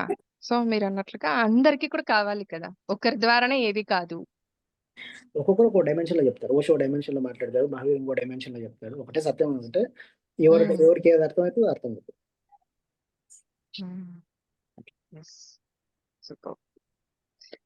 సో మరి పత్రి గారితో మీకు చాలా చాలా పర్సనల్ అనుబంధం ఉంది. సో అలాంటి పర్సనల్ మూమెంట్స్ ప్లీజ్ షేర్ చేసుకోవాలి అని కోరుకుంటున్నాను. మూమెంట్స్ అంటే మేడం, నేను పత్రిక సార్ని అంటే ఆయన చూసే సమానత్వం, తర్వాత కేరింగ్, ఎక్కడైనా ఆయనతో పాటు వెళ్ళినప్పుడు పడుకోవడానికి ప్లేస్ ఉందని అడిగేవాళ్ళు, తర్వాత డబ్బులు ఉన్నాయని అడిగేవాడు.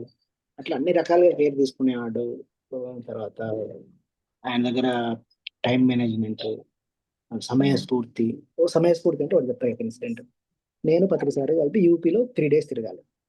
ఓకే, 3 days టూర్ ఉంది సార్కి నాకు. యూపీలో ఢిల్లీ నుంచి బయలుదేరాం, యూపీ అని తిరగాలి, ఉత్తరప్రదేశ్. అయితే జర్నీ నాకు జ్వరం వచ్చింది. జ్వరం వస్తే సార్ ఉండి టాబ్లెట్ వేసుకోమన్నాడు. నేనన్నా మనం వేసుకోకూడదు, 18 ప్రిన్సిపల్స్ ప్రకారం మనం టాబ్లెట్ వేసుకోకూడదు అని.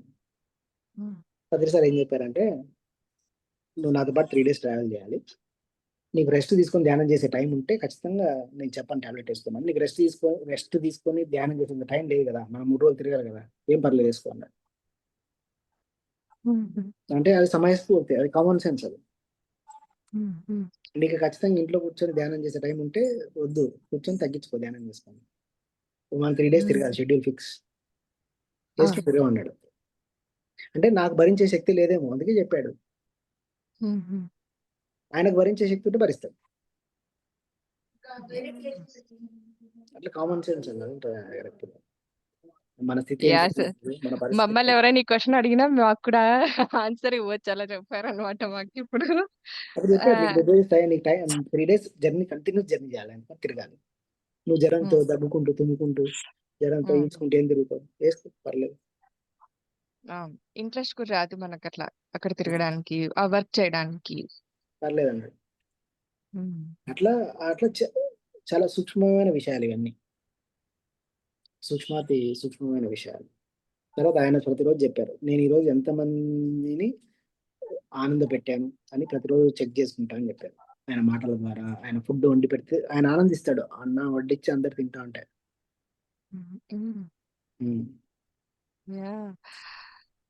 సార్ మరి సార్ని ఎప్పుడైనా చూసారా? అంటే ఇది సిల్లీగా క్వశ్చన్ అయిండొచ్చు, అలసిపోవడం అనేది ఆయన. అంటే మేము చూసిన వరకు బెంగుళూరుకెళ్ళొస్తారు. ఇలా కర్నూల్‌లో మళ్ళీ ఒకసారి స్టే చేసి వచ్చిన వెంటనే మళ్ళీ ఇక్కడ క్లాస్ చెప్పేవారాయన. మళ్ళీ వచ్చిన వెంటనే ఇది చేసేవాళ్ళు, వంట వడ్డించేవాళ్ళు. అందరితో కాసేపు టైమ్ స్పెండ్ చేసేవాళ్ళు. మళ్ళీ ఉదయాన్నే లేచి చూస్తే మళ్ళీ వెంటనే పేపర్ చదువుకుంటూ కూర్చునేవాళ్ళు. కాఫీనో ఏదో 5కే అట్లా లేచేసి కూర్చుంటారు ఒక్కొక్కసారి. అయితే నా అర్థం ఏంటంటే, ప్రెజెంట్ లో ఉండే వాళ్ళు ఎక్కువ అలసిపోరు. అంటే ఏ క్షణానికి ఆ క్షణంలో జీవించాలి, ఎక్కువ అలసిపోరు. మనం ఎక్కువ ఆలోచిస్తా ఏదో పని చేసుకుంటే ఏదో ఆలోచిస్తున్నా అలసిపోతారు. ఆయన ఎప్పుడు ప్రజెంట్ లో ఉంటాడు కాబట్టి ఎప్పుడు ఎనర్జెటిక్ గా ఉంటాడు. మరి ఏదో సీక్రెట్ ఆయన తెలియదు కానీ బాత్రూంలోకి వెళ్ళి స్నానం చేసేసిన తర్వాత 10 రెట్లు ఎనర్జెటిక్ గా అవుతాడు. మరి ఆ బాత్రూంలోకి వెళ్ళి స్నానం చేసి వచ్చిన తర్వాత ఆయన వేరేలా ఉంటాడు. ఇప్పటిదాకా అలసిపోయిన మనిషి టక్కున స్నానం చేసిన తర్వాత వేరేలా ఉంటాడు. స్నానం చేసిన తర్వాత ఒక 10-15 నిమిషాలు ఎవరిని ముట్టుకోడు, టచ్ చేయడు, చేయకండి గీకండి చేయడు 10-15 నిమిషాలు. మరి అదేంటో తెలియదు. అట్లా ఆయన జీరోలో ఉంటాడు కాబట్టి ఎప్పుడు ఎనర్జెటిక్ గా ఉంటాడు. కాదండి ఇందు గారు, మార్కెటింగ్ లో తిరిగారు కాబట్టి ఆ ఊపు అలా ఉంటుంది అనుకుంటున్నాను. మార్కెటింగ్లో కూడా అంటే అలసిపోతారండి, ఏం లేదు. అందరం సార్ అట్లంటే యాక్టివ్ గా ఏముంటుందంటే నా వర్క్ ఇక్కడ కంప్లీట్ అవ్వాలా చెయ్యాలని చెప్పేసి యాక్టివ్ గా తిరగడం వేరు. సార్ అన్నట్లుగా అంటే ఆయన మనం ఈ దగ్గర క్షణంలో ఉంటూ ఫెర్టిలైజర్ చేయడం వేరు. కంపెనీలో చాలా బాగా తిరిగారు అనుకుంటా సారు, ఖాళీ లేదనమాట. సో దాన్ని అలా ఇప్పుడు అంటే అది ఫిజికల్ రీజన్, ఫిజికల్ గా మనం వెతకలేమండి. ఎందుకంటే తిరగడం ఆయన తత్వమే కానీ అంటే పని చేయాల్సిన దానికి 10 రెట్లు ఎక్కువ పని చేశాడు. అమ్మో బాబోయ్. ఎక్కువ పని చేసి అయితే 100% అది ఎనర్జీ అంతే. అది ఆయన నేను శరీరం అన్న స్పృహలో లేరు ఆయన, నేను ఆత్మ అన్న స్పృహలో ఉన్నారు ఆయన. శరీరం అని స్పృహలో లేరు ఆయన. నేను శరీరం, నేను ఆత్మనే, నేను చైతన్యాన్ని అన్న స్పృహలోనే ఉన్నారు కాబట్టి ఒక క్షణంలో ఆయన కళ్ళు మూసుకుంటే మొత్తం ఎనర్జీ వచ్చేస్తుంది. అట్లా ఉండేవాళ్ళం. ఆ ఎనర్జీ ఉన్నప్పుడే ఆ థాట్స్ మీద కరెక్ట్ గా చేస్తారు సార్. Got it. మిమ్మల్ని తిట్టినప్పుడు కొట్టినప్పుడు మీరు బాధపడలేదా? నన్ను ఒక్కసారి కొట్టిండు, నేర్చుకున్నారా? 2-3 సార్లు తిట్టిండు. ఐ థింక్ మీరు వెళ్ళిపోయారు అక్కడి నుంచి. మీరే చెప్పినట్లు కొట్టారు సార్ అని.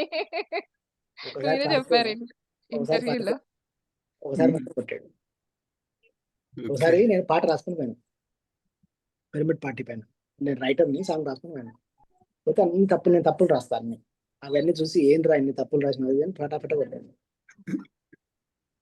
ఇంకోసారి తప్పించుకున్నాను, షిరిడీలో చెప్పాను, బైక్ పడేసి పారిపోయాను, తప్పించుకున్నాను.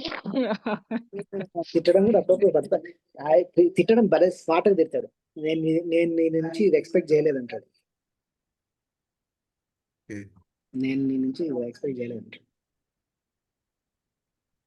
అట్లా ఉంటుందండి, స్మార్ట్గా తిడతాడు.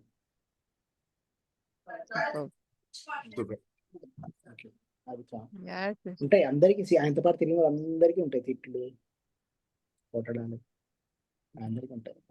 ఇది ప్రతి ఒక్కరు చెప్పారు సార్. మనకు కంప్లీట్ మ్యాన్ ప్రోగ్రామ్ కి వచ్చిన వాళ్ళంతా కూడా ఇదే చెప్పారు. మేము బాగా తిట్టించుకున్నామమ్మా, బాగా కొట్టించుకున్నాం కూడా అని ఎందుకంటే ఇప్పుడు మీరు మీ పిల్లల్ని కొడతారు, మీ పక్కింటి పిల్లల్ని కొడతారా? కొడతారు. ఎందుకు?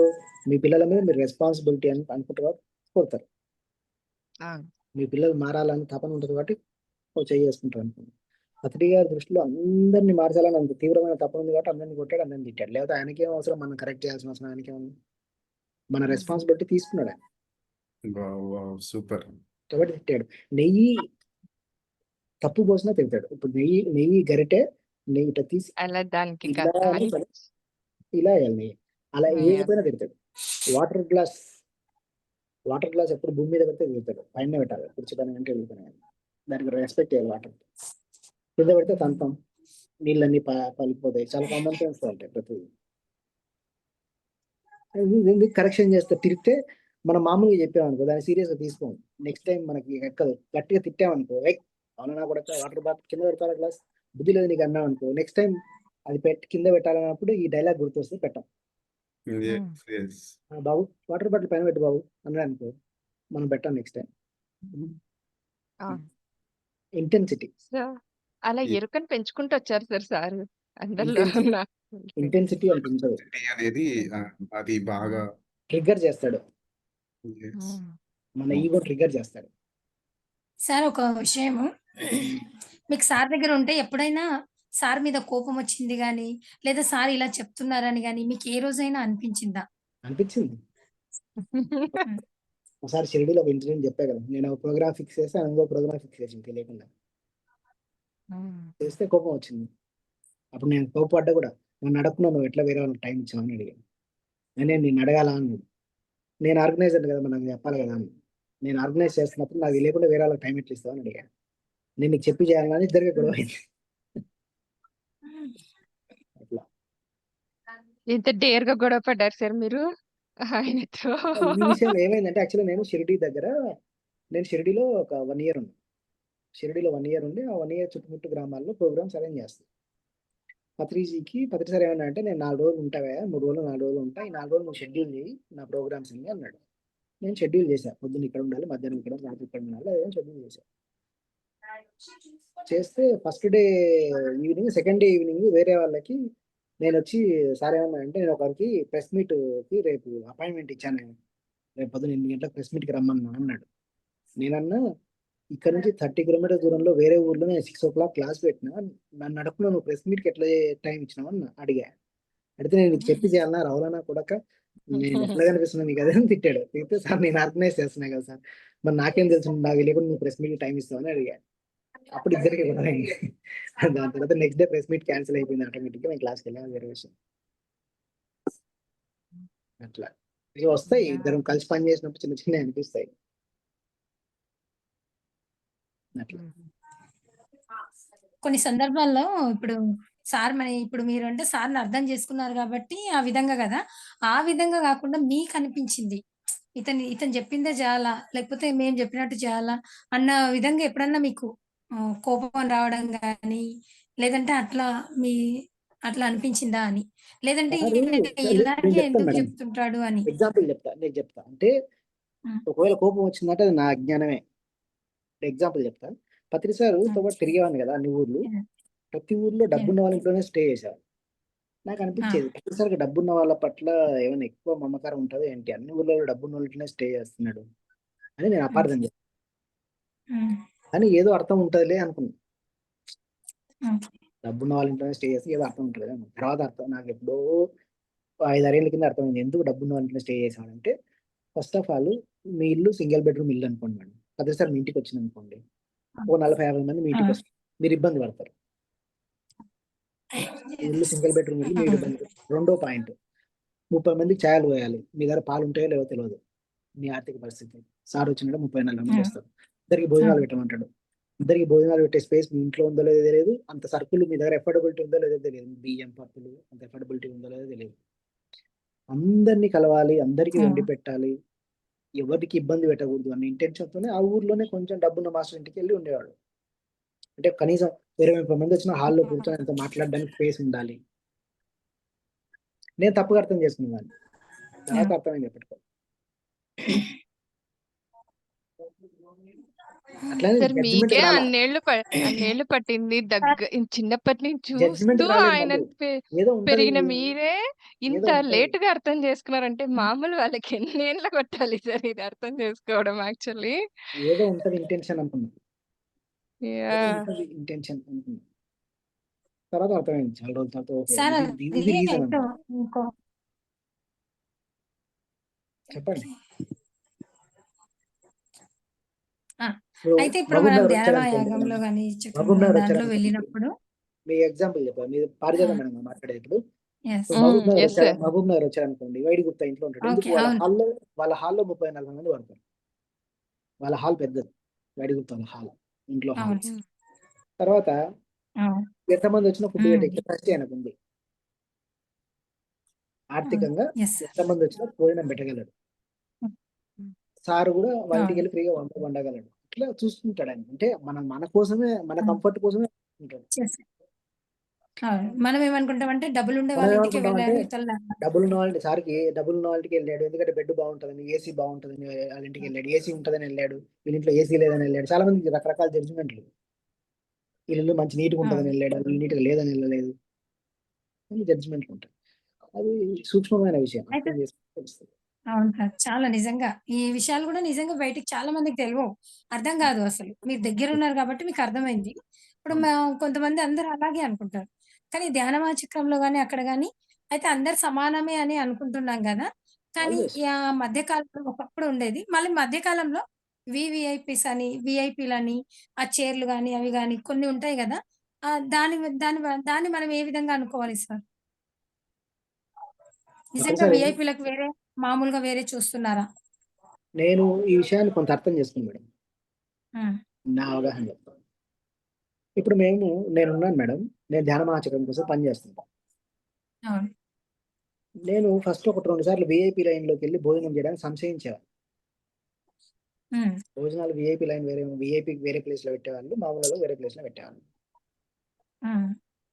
అయితే నేను ఆ రెస్పాన్సిబిలిటీ తీసుకొని అక్కడ పని చేస్తున్నా కదా! నేను లైన్‌లో నించుంటే 2 గంటల సేపు, గంటన్నర నాకు లైన్‌లో వేస్ట్ అయిపోతాయి. నేను యెస్. పీఎంసీకి వెంటనే వచ్చి వర్క్ చేయాలి. చేయాలంటే నేను హ్మ్. 10 నిమిషాల్లో నా భోజనం అయిపోయిందనుకోండి, నేను ఇక్కడ పని చేసుకోగలను. కాబట్టి ఆ అవును. వీఐపీ సెక్షన్ నాకు అక్కడ పనిచేసేది. ఇప్పుడు నరేంద్ర ఓకే. మోడీ వచ్చారు మేడం. నరేంద్ర మోడీ వచ్చారు హైదరాబాద్‌కి. మోడీ గారు వచ్చారు. ఆ! మోడీ గారు ఆ! వచ్చి హైదరాబాద్‌లో ఎయిర్‌పోర్ట్‌లో దిగి పటాన్ చెరువులో ఏదో ఓపెనింగ్‌కెళ్ళాలి. Traffic ఆపలేదనుకోండి, okay. ఆయన 4 గంటల సమయం వేస్ట్ అయితది. ఒక ప్రధానమంత్రి 4 గంటల సమయం చాలా ఇంపార్టెంట్. కాబట్టి అవును. ట్రాఫిక్ ఆపాలి. ఆయన యెస్. ఫస్ట్ పంపించేయాలి. ఓకే. ఇట్లాంటివి మనం చూసుకోవాలి మేడం. అంటే ఖచ్చితంగా కొన్నుంటాయి. అంటే నేను ఇప్పుడు ఓకే. వీళ్ళేంటి పీఎంసీ వాళ్ళు వీఐపీలకి తినాలంటే మేమెందుకు తింటాం? మాకు 2 గంటలు ఆడ నిలబడితే మాకు టైం పోతది. మేము పని చేసుకోవాలొచ్చి. యెస్. ఇది ఎవరు పని చేస్తున్నాం? మేము ధ్యానయజ్ఞం పనే చేస్తున్నాం. హ్మ్. అవును. స్టాఫ్ ఉంటారు. స్టాఫ్ 2 గంటలు నించోలేరు. వాళ్ళు ఫాస్ట్‌గెళ్ళి తినేసి రావాలి. మ్యూజిషియన్స్ ఉంటారు. వాళ్ళు ఫాస్ట్‌గెళ్ళి తినేసి రావాలి. ఇట్లా హ్మ్. ఉంటాయి. ఇట్లా కొంతవరకు అక్కడ వీఐపీ, నాన్ వీఐపీ అన్నది ఇట్లాంటి అడ్జస్ట్‌మెంట్‌లలోనే పనిచేస్తుంది. తర్వాత ఓకే. రైట్. అవును. డబ్బులున్న వాళ్ళు, డబ్బులున్న వాళ్ళు ఆ! పత్రిసారి తులసీదళంలో రాశారు. ఇద్దరితో ఫ్రెండ్‌షిప్ చేయండి. ఒకడు డబ్బున్న వాడితో, ఒకడు జ్ఞానం ఉన్నవాడితో. ఆ! మనకన్నా ఎక్కువ డబ్బున్నవాడితో ఫ్రెండ్‌షిప్ చేయండి. ఆ! మనకన్నా ఎక్కువ జ్ఞానం ఉన్నవాడితో ఫ్రెండ్‌షిప్ చేయండి అని రాశాడు. ఓహో! Okay. Yes sir. Yes sir. ఎందుకని అంటే పత్రిసారి ఏం చేశారు? కర్నూల్‌లో బీవీ రెడ్డితో ఫ్రెండ్‌షిప్ చేశారు. కాబట్టి ఆయన పిరమిడ్ కట్టించాడు. కర్నూల్‌లో ఒక మున్సిపల్ వర్కర్‌తో ఫ్రెండ్‌షిప్ చేస్తే ఆడు కట్టేయలేడు పిరమిడ్. ల్యాండ్ ఆ! ఫ్రీగా ఇచ్చాడు. శ్రేయస్ డాగాతో యెస్. ఫ్రెండ్‌షిప్ చేశాడు. ఆయన 20,00,00,000 పిరమిడ్‌కి ఇచ్చాడు. బెంగుళూరు పిరమిడ్. వాడికి. యెస్. ఆ! మనకన్నా ఎక్కువ జ్ఞానం ఉన్నోడితో ఫ్రెండ్‌షిప్ చేస్తే జ్ఞానం వస్తది. ఎక్కువ డబ్బున్నోడితో యెస్. ఫ్రెండ్‌షిప్ చేస్తే ఆడు స్పిరిచువాలిటీకి డబ్బులు ఖర్చు పెడతాడు. ఓకే. యెస్. ఆ! సూపర్బ్! ఓకే. ఈ అమ్మో! విధంగా గూడా వాడుకోవచ్చు. చాలా మందికి తెలియక డబ్బులుండేవాళ్ళు వేరు ఆహ్, ఓ రకంగా అనుకుంటాం మనం. కానీ వాళ్ళు రెస్పెక్ట్ ఆహ్, కోరుకుంటారు. పత్రిసారి ఏం అవును. చెప్పారంటే వాళ్ళ పదవికి రెస్పెక్ట్ ఇయ్యాలని చెప్పారు. ఒక ఎమ్మెల్యే వస్తే మనం లేసి నిలబడాలి. ఎందుకంటే వాళ్ళ కోసం కాదు, వాళ్ళ పదవికి రెస్పెక్ట్ ఇయ్యాలని చెప్పారు సార్. యెస్. ఓకే. పవర్‌కి రెస్పెక్ట్ ఇయ్యాలని చెప్పారు. Yes sir. అంటే బుద్ధ పిరమిడ్‌కి మేమొచ్చినప్పుడు మేము చూస్తుంటాం గదండీ సార్ ఇక్కడొచ్చినప్పుడు. సార్ ఎందుకు వాళ్ళకి రెస్పెక్ట్ ఇస్తా అన్నారు. సారా వాళ్ళకి రెస్పెక్ట్ ఇచ్చేదట్ అంటే మా ఫీలింగ్ ఇక్కడ. పొజిషన్‌కి ఇస్తారు అప్పుడు. అలా అనిపిచ్చేదనమాట. అట్లా అని చెప్పి ఎక్స్ట్రా చేస్తే కొడతారు కూడా వాళ్ళని, అది వేరే విషయం. క్లాస్ పీకినారు గూడా సార్ చూసాము అది. యాహ్! సార్ లెఫ్ట్ అయినట్లుగా ఉన్నారు. సో, ఈ అవునా? ఓకే. ఆహ్, ఒక క్వెషన్ అడుగుదాం అనుకున్నా. పదకొ 11 రోజులు ధ్యాన మహాయజ్ఞంలో యాహ్! సార్‌కి రెస్ట్ ఉండేదా? రొటీన్ ఎలా ఉండేది? మీకు తెలుసా మేడం? హుహు. అసలు నిద్రపోరనుకుంటా. మార్నింగ్ 5 కంటే 4:45 కంతా వచ్చేసేవాళ్ళు. యెస్. అదే అన్నారు గదా సార్ ఇందాక టైమ్ సెన్స్ అనేది. అసలు ఈరోజైతే అద్భుతంగా ఉంది ప్రోగ్రామ్. కంప్లీట్ మ్యాన్ ఫుల్‌ఫిల్ అయ్యిందనని అనిపిచ్చింది. కదూ! యెస్. అవును మేడం. చాలా బావుందసలు. ఎందుకంటే చాలా అంటే విషయాలు అర్థమైనాయి. యెస్. ఎగ్జాక్ట్‌లీ. అందుకే అన్నాను. అనుభవ జ్ఞానం అంటే ఏంటి ఈరోజు తెలిసొచ్చింది నాకు నిజంగా అని జెప్పేసి. అందులోను ధ్యాన ఆహ్, వెంకట్ సారు స్టార్ట్ చేశారు గదా! యాహ్! మంచి సార్. మంచి క్వెషన్స్ ఏశారు. So, okay. యాహ్! ఇచ్చారు నవకాంత్ గారు. ఆ! అడగండి. ఆహ్, నవకాంత్ గారు 11 రోజులు ధ్యాన మహాయజ్ఞంలో సార్ రొటీన్ ఎలా ఉండేది? రెస్ట్ ఉండేదా అసలు? రోజు రె 3 అవర్స్ పడుకునేవాళ్ళండి. 3 అవర్స్. 12-3 ఆర్ 4 పడుకునేవాళ్ళం. మిగతా అంతా బిజీగానే ఉండాలి. తర్వాత హుహు. ఆయనకి మనుషులంటే ఇష్టం. మనుషులతో టైమ్ స్పెండ్ చేయాలి, షేక్ హ్యాండ్ ఇవ్వాలి, అందరితో మాట్లాడాలి అంటే ఇష్టం. అబ్బబ్బో! ప్రతి ఒక్క సార్‌కి 15,000, 20,000 పేర్లు కూడా గుర్తుంటాయి. అందరి పేర్లు గుర్తుంటాయి. ఇది నిజం. నిజం సార్. ఎన్ని వేల మంది వస్తే అన్ని వేల మంది పేర్లు పెట్టి పిలిచి మాట్లాడతారు. ఎలా ఊర్లు కూడా గుర్తుంటాడు, ఏ ఊరు నుంచి వచ్చాడో గుర్తుంటాడు. కర్నూలు మేడం ఇట్లా అంటాడు, అనంతపూర్ మేడం, అనంతపూర్ శివ ఇట్లా అంటాడు. ఏమంటాడు ఎంత దూరంలో అన్నా గుర్తుపడతారు సార్. 100 మందిలో ఉన్న కొన్ని గుర్తుపట్టి ఇట్లా పిలుస్తాడు. రా అంటాడు. ఇది చాలా ఎక్స్‌పీరియన్స్ అయ్యింది. యెస్. అందరితో మాట్లాడాలనుకుంటాడు ఆయన, అందరికీ వడ్డీయాలనుకుంటాడు. అందుకే వడ్డీ దానికి వెళ్తాడు. అంత బాగాలేకుండా వడ్డీయడానికి వెళ్తాడు. ఎందుకంటే అక్కడ వడ్డించే దగ్గర అందరూ కలుస్తారు కదా. ప్రతిసారి ఇక్కడ వడ్డిస్తే ఆ క్యూ అక్కడ పెరిగేది, అందరు సాధి వడ్డించుకోవాలి. అవును. కాబట్టి అందరిని చూడడానికి ఆయన అక్కడ వడ్డిస్తుంటాడు, చూసి పలకరిస్తుంటాడు. ఎక్కువ సార్ టైం అయితే సార్ లోపల మీరు ఎప్పుడైనా సార్‌లో ఈగో గాని, అహంకారం గాని చూసారా? నిజంగా అతను ఎంత గ్రేట్ అంటే నిజంగా అందరిని అంటే సమానంగా ఇందాక సార్ అన్నారు కదా మేడం, చైతన్యవంత ఒకటి, నేనొకటి అక్కడ ఒకటి. పత్రికతో పాటు నేను వేరే స్టేట్స్ తిరిగాను కదా. ఆయన ఎవరో వాళ్ళకి తెలియదు కదా. I'm Subhash Patriji, I'm working for PSS movement అని చెప్పేవాళ్ళు.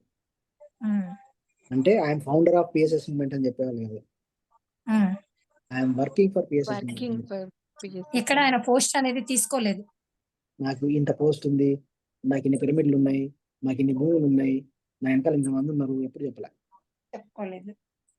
గ్రేట్. మనం సూపర్. చిన్న ఊరు ప్రెసిడెంట్ అయితే నేను మా జిల్లా సొసైటీ ప్రెసిడెంట్ ని, నేను పిఎంసీ అవును. డైరెక్టర్ ని అని చెప్పుకుంటాం. మన ఐడెంటిటీ నలుగురు యెస్. నలుగురు పొగిడితేనే ఎక్కడో వెళ్ళిపోతాం మేము. మన ఐడెంటిటీ మనం చెప్పుకుంటాం. నేను పారిజాతం, మా బసవాయిపల్లెల్లో నేనే ప్రెసిడెంట్, అట్లా ఎగ్జాంపుల్ చెప్తాను. ప్రతిసారి అవును. ఎస్. ప్రెసిడెంట్, నేను సెక్రటరీ, నేను ఫౌండర్ అని కూడా ఎప్పుడు చెప్పాలి. I'm working for PSS.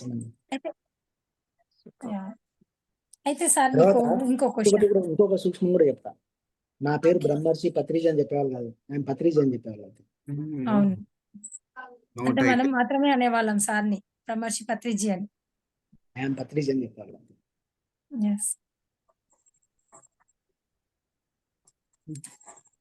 చాలా సార్ అయితే సార్ దగ్గర ఇప్పుడు మనము ఉన్నప్పుడు సార్‌తో ఉంటే మనకి ఒక రకమైన ఎనర్జీ వస్తది. లేదా సార్‌తో కూర్చొని ధ్యానం చేస్తే వస్తది. ఫ్లూట్ వల్ల వస్తది అన్నారు గదా! ఇందాక మీరు గూడా అన్నారు గదా! నిజంగా మనము ఫ్లూటు ఇప్పుడు ఫోన్‌లో గాని పీఎంసీ దాంట్లో గాని పెట్టుకుంటే నిజంగా ఎనర్జీ వస్తదంటారా? వస్తుంది, 100% వస్తుంది.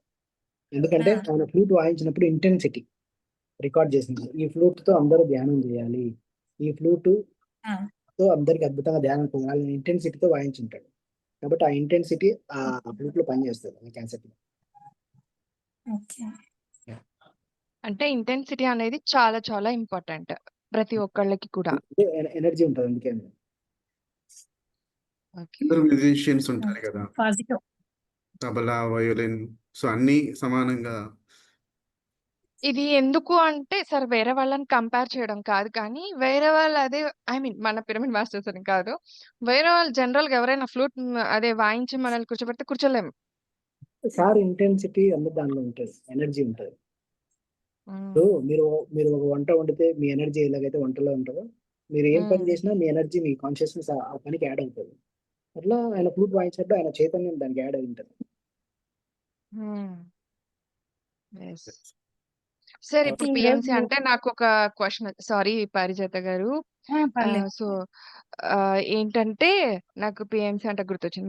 మరి మీరు పీఎంసీలోకి ఎలా ఎంటర్ అయ్యారు? పత్రి సార్‌తో ఎన్నో వీడియోస్ చేశారు, ఎన్నో ఇంటర్వ్యూస్ చేశారు కదా! సో మరి అది నేను బేసికల్లీ చిన్నప్పటి నుంచి రైటర్ని, రాసేవాడిని, కవితలు రాసేవాడిని. తర్వాత సినిమాలు బాగా చూసేవాడిని, సీరియల్ బాగా చూసేవాడిని. సినిమాలు, సీరియల్ అంటే ఇంట్రెస్ట్. యాడ్ ఫిల్మ్స్ చూసేవాడిని, యాడ్ మేకింగ్ అంటే ఇంట్రెస్ట్. దాంతో చిన్నప్పుడు నేను ధ్యాన ఆంధ్రప్రదేశ్, ధ్యాన జగత్ మ్యాగజైన్ ఆర్టికల్స్ కూడా రాసేవాడిని, అవి పబ్లిష్ అయ్యేవి. అండ్ అట్లనే షార్ట్ ఫిల్మ్ 2006లో ఫస్ట్ పిఎస్ఎస్ఎంలో ఒక షార్ట్ ఫిల్మ్ తీసాం, శ్వాస అని. నేను దాని ప్రొడ్యూసర్ అండ్ స్టోరీ నాది, నా ఫ్రెండ్ డైరెక్టర్. దానికి శ్వాస అని ఒక షార్ట్ ఫిల్మ్ తీసాం 2007లో. That is the first short film in the PSS movement అని. అట్లా నా క్రియేటివ్ ఇండస్ట్రీ అంటే ఇంట్రెస్ట్ చిన్నప్పటి నుంచి. అట్లనే పిరమిడ్ రేడియో అని ఒక రేడియో స్టార్ట్ చేశాను. నేను, నా ఫ్రెండ్ వాణి అని ఒక అమ్మాయి, నేను కలిపి పిరమిడ్ రేడియో అని ఒక రేడియో స్టార్ట్ చేశాను. తర్వాత నేను ఢిల్లీలో ఉండేవాడిని. నేను ఢిల్లీలో ఉంటే ధ్యాన ప్రచారం చేశాను సెంటర్ పెట్టి. అక్కడ చేస్తున్నప్పుడు పత్రిసారి నన్ను 2011లో నువ్వు హైదరాబాద్ వచ్చేయి, నీకు ఢిల్లీలో పని అయిపోయింది అని అన్నారు. ఎందుకు అను, నువ్వు ఫస్ట్ అయితే రా అన్నాడు. వచ్చిన తర్వాత ఒక టీవీ ఛానల్ ఉంది, ఛానల్ 4 అని, దానిలో నువ్వు వర్క్ చేయాలి, నా ప్రోగ్రామ్స్ అన్ని దాంట్లో వేయాలి అని చెప్పారు. అప్పుడు నేను ఛానల్ 4 కోసం పని చేశాను. చేసి అక్కడ నేర్చుకున్నా ప్రొడక్షన్ అంటే ఏంటి, టీవీ అంటే ఏంటి, ఎట్లా షూట్ చేయాలి, ఎట్లా ఎడిటింగ్ చేయించాలి, ఎట్లా గ్రాఫిక్స్ చేయాలి, అవన్నీ నాకు ట్రైనింగ్ ఇచ్చారు ఛానల్ 4 అనే ఛానల్లో. కొద్దిసారి నన్ను పెట్టించారు. నేను ఉద్యోగం చేయను సార్ అని చెప్పాను. నువ్వు చేయాల్సిందే 1 ఇయర్ అని చెప్పారు. నాకు ఉద్యోగం ఇంట్రెస్ట్ లేదు చెప్పారు. లేదు యూ హ్యావ్ టు వర్క్ అన్నారు. మీరు చెప్పండి వాళ్ళకి, నేను ఇట్లనే గడ్డం పెంచుకుంటా, మళ్ళీ ఉద్యోగం అంటే నీట్గా షేవింగ్ చేసుకోవాలి, ఇన్షర్ట్ వేసుకోవాలంటే నా వల్ల కాదు, నేను ఎట్లా ఉంటే అట్లా ఉంటా, ఆ ఓనర్కి మీరు చెప్పండి, ఆ ఛానల్ ఎండీకి, నన్ను నాలాగా యాక్సెప్ట్ చేస్తే ఆ ఛానల్లో పని చేస్తా అని చెప్పాను. టైమింగ్స్ ఉండకూడదు, ఇట్లా స్వైప్ చేసి మెడలో కార్డ్ వేసుకొని స్వైప్ చేయడం ఇట్లాంటివన్నీ నాకు నచ్చదు సార్, నేను ప్రొడక్షన్ చేస్తాను, నా ఇష్టం వచ్చిన టైంకి వెళ్ళి చేస్తా అని ఇవన్నీ వాళ్ళతో ఒప్పి అని చెప్పారు సార్. సార్ అంతా ఒప్పించారు. ఒప్పించిన తర్వాత జాబ్ చేశా అక్కడ 1.5 ఇయర్, 1.5 ఇయర్ జాబ్ చేశాను. చేసి సార్తో సోల్ టైమ్ అని ఒక ప్రోగ్రామ్ చేసేవాళ్ళు. సోల్ టైమ్ అని 10 ఇంటర్వ్యూస్ ప్రోగ్రామ్ చేసేవాళ్ళు, 10 స్పీచెస్. తర్వాత సీక్రెట్స్ ఆఫ్ లైఫ్ అని నేను హోస్ట్ గా ఒక షో చేసేవాడిని. ఒక 5-6 మంది గెస్ట్లు, 3-4 గెస్ట్లు ఉండేవాళ్ళు, నేను హోస్ట్ ఉండేవాడిని షోకి, సీక్రెట్స్ ఆఫ్ లైఫ్ అని. అంటే పత్రిసారి నాకు ఈ పిఎంసి కావాల్సిన ట్రైనింగ్ అంతా అప్పుడు ఇప్పించారు 2011.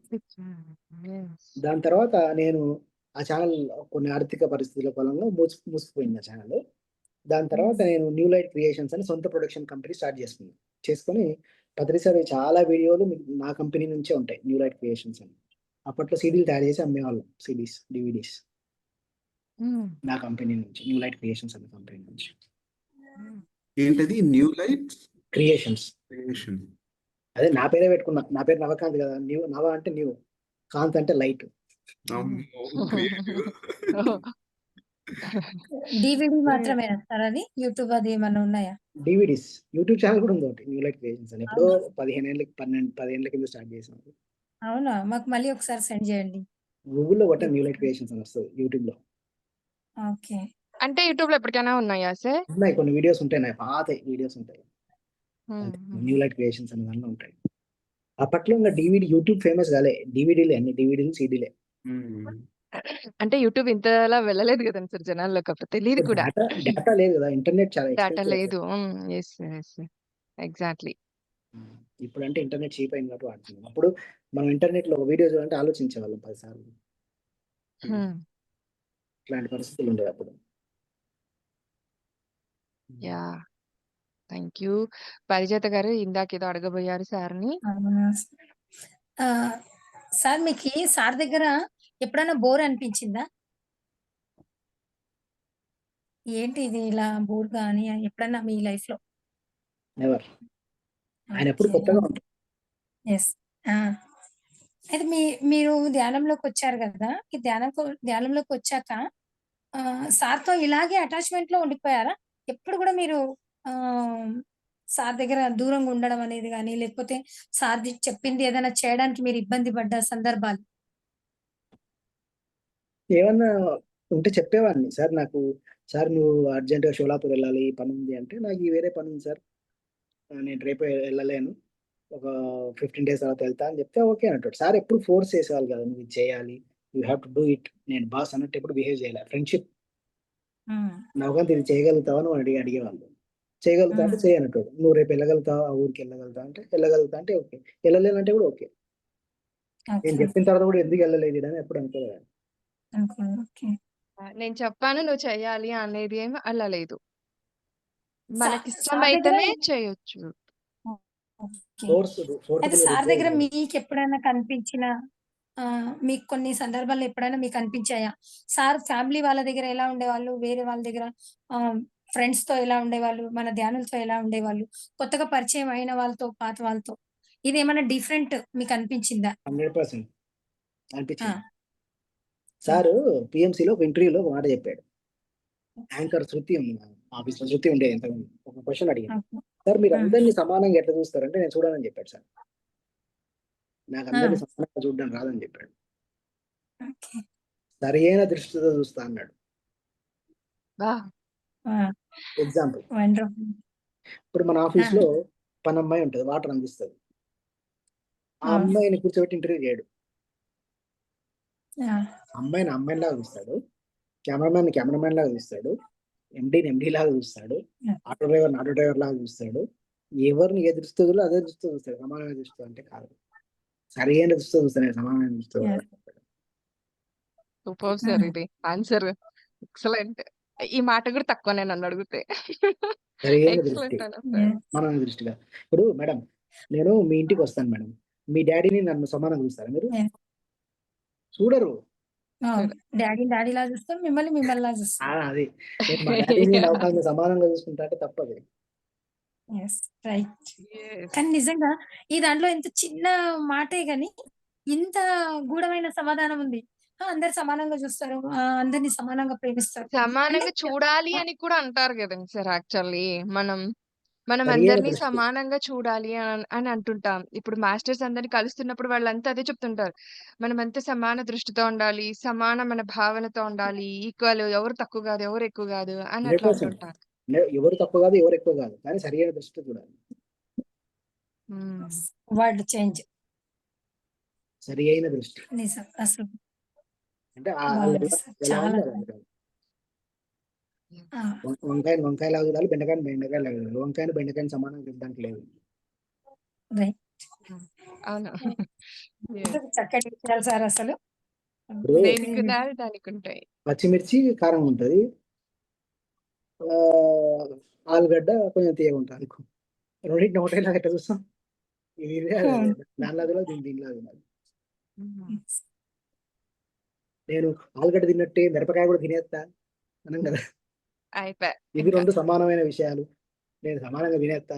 ఇవి రెండు కూరగాయలే అని కూడా అనుకోవడానికి లేదు అక్కడ. రెండు వెజిటేబుల్స్ తింటా అంటే వండిపోద్ది. యా యా నేను యా అన్నిటిని సమానంగా చూస్తా అని చెప్పి సమానంగా తినేయం కదా. తీసుకొని ఇప్పుడు ఒక యాపిల్ పండు, ఒక మిరపకాయ ఇట్లా తినేయం కదా సమానంగా, ఇట్లా గుప్పడి తినేయం కదా.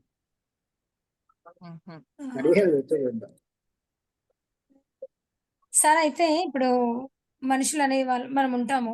అయితే అందులో కొన్ని మిస్టేక్స్ అనేవి జరుగుతూ ఉంటాయి. తప్పొప్పులు అనేది ఉంటది. కొన్ని సందర్భాల్లో గట్టిగా మాట్లాడతాం, లేదా కొన్ని సందర్భాల్లో ప్రేమగా మాట్లాడతాం. కానీ మనిషి ఆ విధంగా కాకుండా ఒకే విధమైన రూట్ లో ఉండగలుగుతారా? కాకుండా క్వశ్చన్ అర్థం కాదు. కొన్ని సందర్భాల్లో మనం ఉంటే ఫ్రెండ్స్, ఫ్యామిలీ వాళ్ళు ఉంటారు. కొన్ని సందర్భాల్లో మనము కోపంగాను ఉంటాము, లేదా కొన్ని బెట్ చేస్తూ ఉంటాం. లేదు అనుకుంటే ప్రేమతో ఉంటాం అన్నప్పుడు అక్కడ ఉండడంలో డిఫరెంట్ ఏమన్నా తప్పు ఉందా? ఆ విధంగా ఉండడం. సందర్భాన్ని బట్టి ఎమోషన్స్ అన్నీ ఉంటాయి, సహజం అది. ఓకే, అక్కడ రావడం అనేది సహజం. సందర్భాన్ని బట్టి అదే మనిషిని తిరుగుతాం, సందర్భాన్ని బట్టి అదే మనిషిని ప్రేమిస్తాం, సందర్భాన్ని బట్టి అదే మనిషి పైన జాలి చూపిస్తాం. సిచ్యువేషన్ బట్టి ఉంటుంది, అది సహజమైన విషయం. ఎప్పుడు జాలి చూపించాం, ఎప్పుడు ప్రేమ చూపించాం, ఎప్పుడు తిట్టాం, ఎప్పుడు కోపం చూపించాం.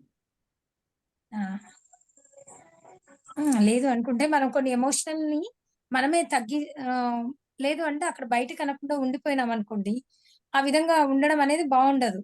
కాబట్టి అక్కడ ఉండడమే మంచి పద్ధతి. సందర్భాన్ని బట్టి. ఓకే ఓకే ఫ్రెండ్స్, ఈరోజు ఇంకా చాలా చాలా టైం అయిపోయింది అనమాట మనకి. సో దీన్ని కంప్లీట్ చేసుకోవాల్సిన టైం వచ్చేసింది. Yeah, thank you so much sir. నిజంగానే అనుభవ జ్ఞానం అంటే ఏంటి రోజు నిజంగా ఇవాళ నాకు ఇంకా బాగా తెలిసి వచ్చింది. అండ్ ఎలాంటి క్వశ్చన్స్ కి ఎలా ఆన్సర్స్ ఇవ్వాలి, అండ్ మీరు ఎక్కడ కూడా తడబడలేదు. అందుకే అన్నాను అనుభవ జ్ఞానం అని చెప్పేసి. సో నిజంగానే ఆ దృష్టితో ఎలా చూస్తే ఎలా, ప్లస్ చాలా చాలా కొత్త విషయాలు నేర్చుకున్నాం. సరి అయిన దృష్టి అని చెప్పేసి చాలా విషయాల్లో. So superb and thank you very much. మళ్ళీ మీకు మరొకసారి చెప్పుకుంటున్నాను, థ్యాంక్ యూ. సో మళ్ళీ రావాలని కూడా కోరుకుంటున్నాను. ఇంకా మాకు చెప్పాలని, ఇంకా నేర్చుకోవాల్సినవి చాలా ఉన్నాయి కాబట్టి. సో ఒక 1 అవర్ అలా సరిపోదు సీనియర్ పిరమిడ్ మాస్టర్స్ వారి సాంగత్యంలో. సో మరి పత్రి గారికి చాలా దగ్గరగా ఉన్న వ్యక్తులు అంటే ప్రతిరూపమే అని చెప్పొచ్చు. ఎందుకంటే చాలా విషయాలు నేర్చుకుంటారు వీళ్ళు. వీరి ద్వారా ఇప్పుడు ప్రెజెంట్ మనం ఉన్న వాళ్ళం ఇంకా నేర్చుకోవచ్చు కదా. Yeah, thank you so much friends. So మరి ఈ కార్యక్రమం మీకు ఇది వచ్చేసి ద పత్రిజీ ఫిలిమ్స్ ద్వారా and Shri Shakti pyramid meditation channels ద్వారా ఈ 2 ఛానల్స్ ద్వారా మీకు అక్కడ ఈ కార్యక్రమం అందివ్వబడుతుంది ఫ్రెండ్స్. సో, అలాగే మరి దానికంటే ముందుగా లైక్ చేయండి, షేర్ చేయండి, సబ్స్క్రైబ్ చేసేసేయండి. అలాగే పక్కనున్న బెల్ ఐకాన్‌ని ప్రెస్ చేస్తే గనుక ఇలాంటి విజ్ఞానవంతమైన నోటిఫికేషన్స్‌తో ఇంకా మీ ముందు ఉంటాము. అలాగే కామెంట్స్ రూపంలో మీ అభిప్రాయాన్ని తెలియచేయటం అస్సలు మరవద్దు. ఎందుకంటే మాకెంతో సపోర్ట్‌ని, ప్రోత్సాహాన్ని అందించిన వారవుతారు కనుక. అండ్ ఇంకొక చిన్న అనౌన్స్‌మెంట్ ఏంటంటే రేపే అంటే ఆగస్ట్ 3వ తేదీన ఎమ్మగినూరులో సో, మెగా శాకాహార సద్భావన ర్యాలీ జరగబోతోంది. సో, ప్లీజ్ అందరూ కూడా ఆ చుట్టుపక్కల గ్రామాల్లో కానీ, ఆ చుట్టుపక్కల వాతావరణంలో కానీ ఎవరున్నా కూడా దయచేసి అందరూ పార్టిసిపేట్ అవ్వాలని కోరుకుంటున్నాను friends. Thank you so much. మరొకసారి కృతజ్ఞతలు, ధన్యవాదాలు తెలియజేసుకుంటూ రేపు మరొక మాస్టర్స్ యొక్క ఆధ్వర్యంలో ఈ శిక్షణ సాంగత్యం కొనసాగించబడుతుంది. Thank you.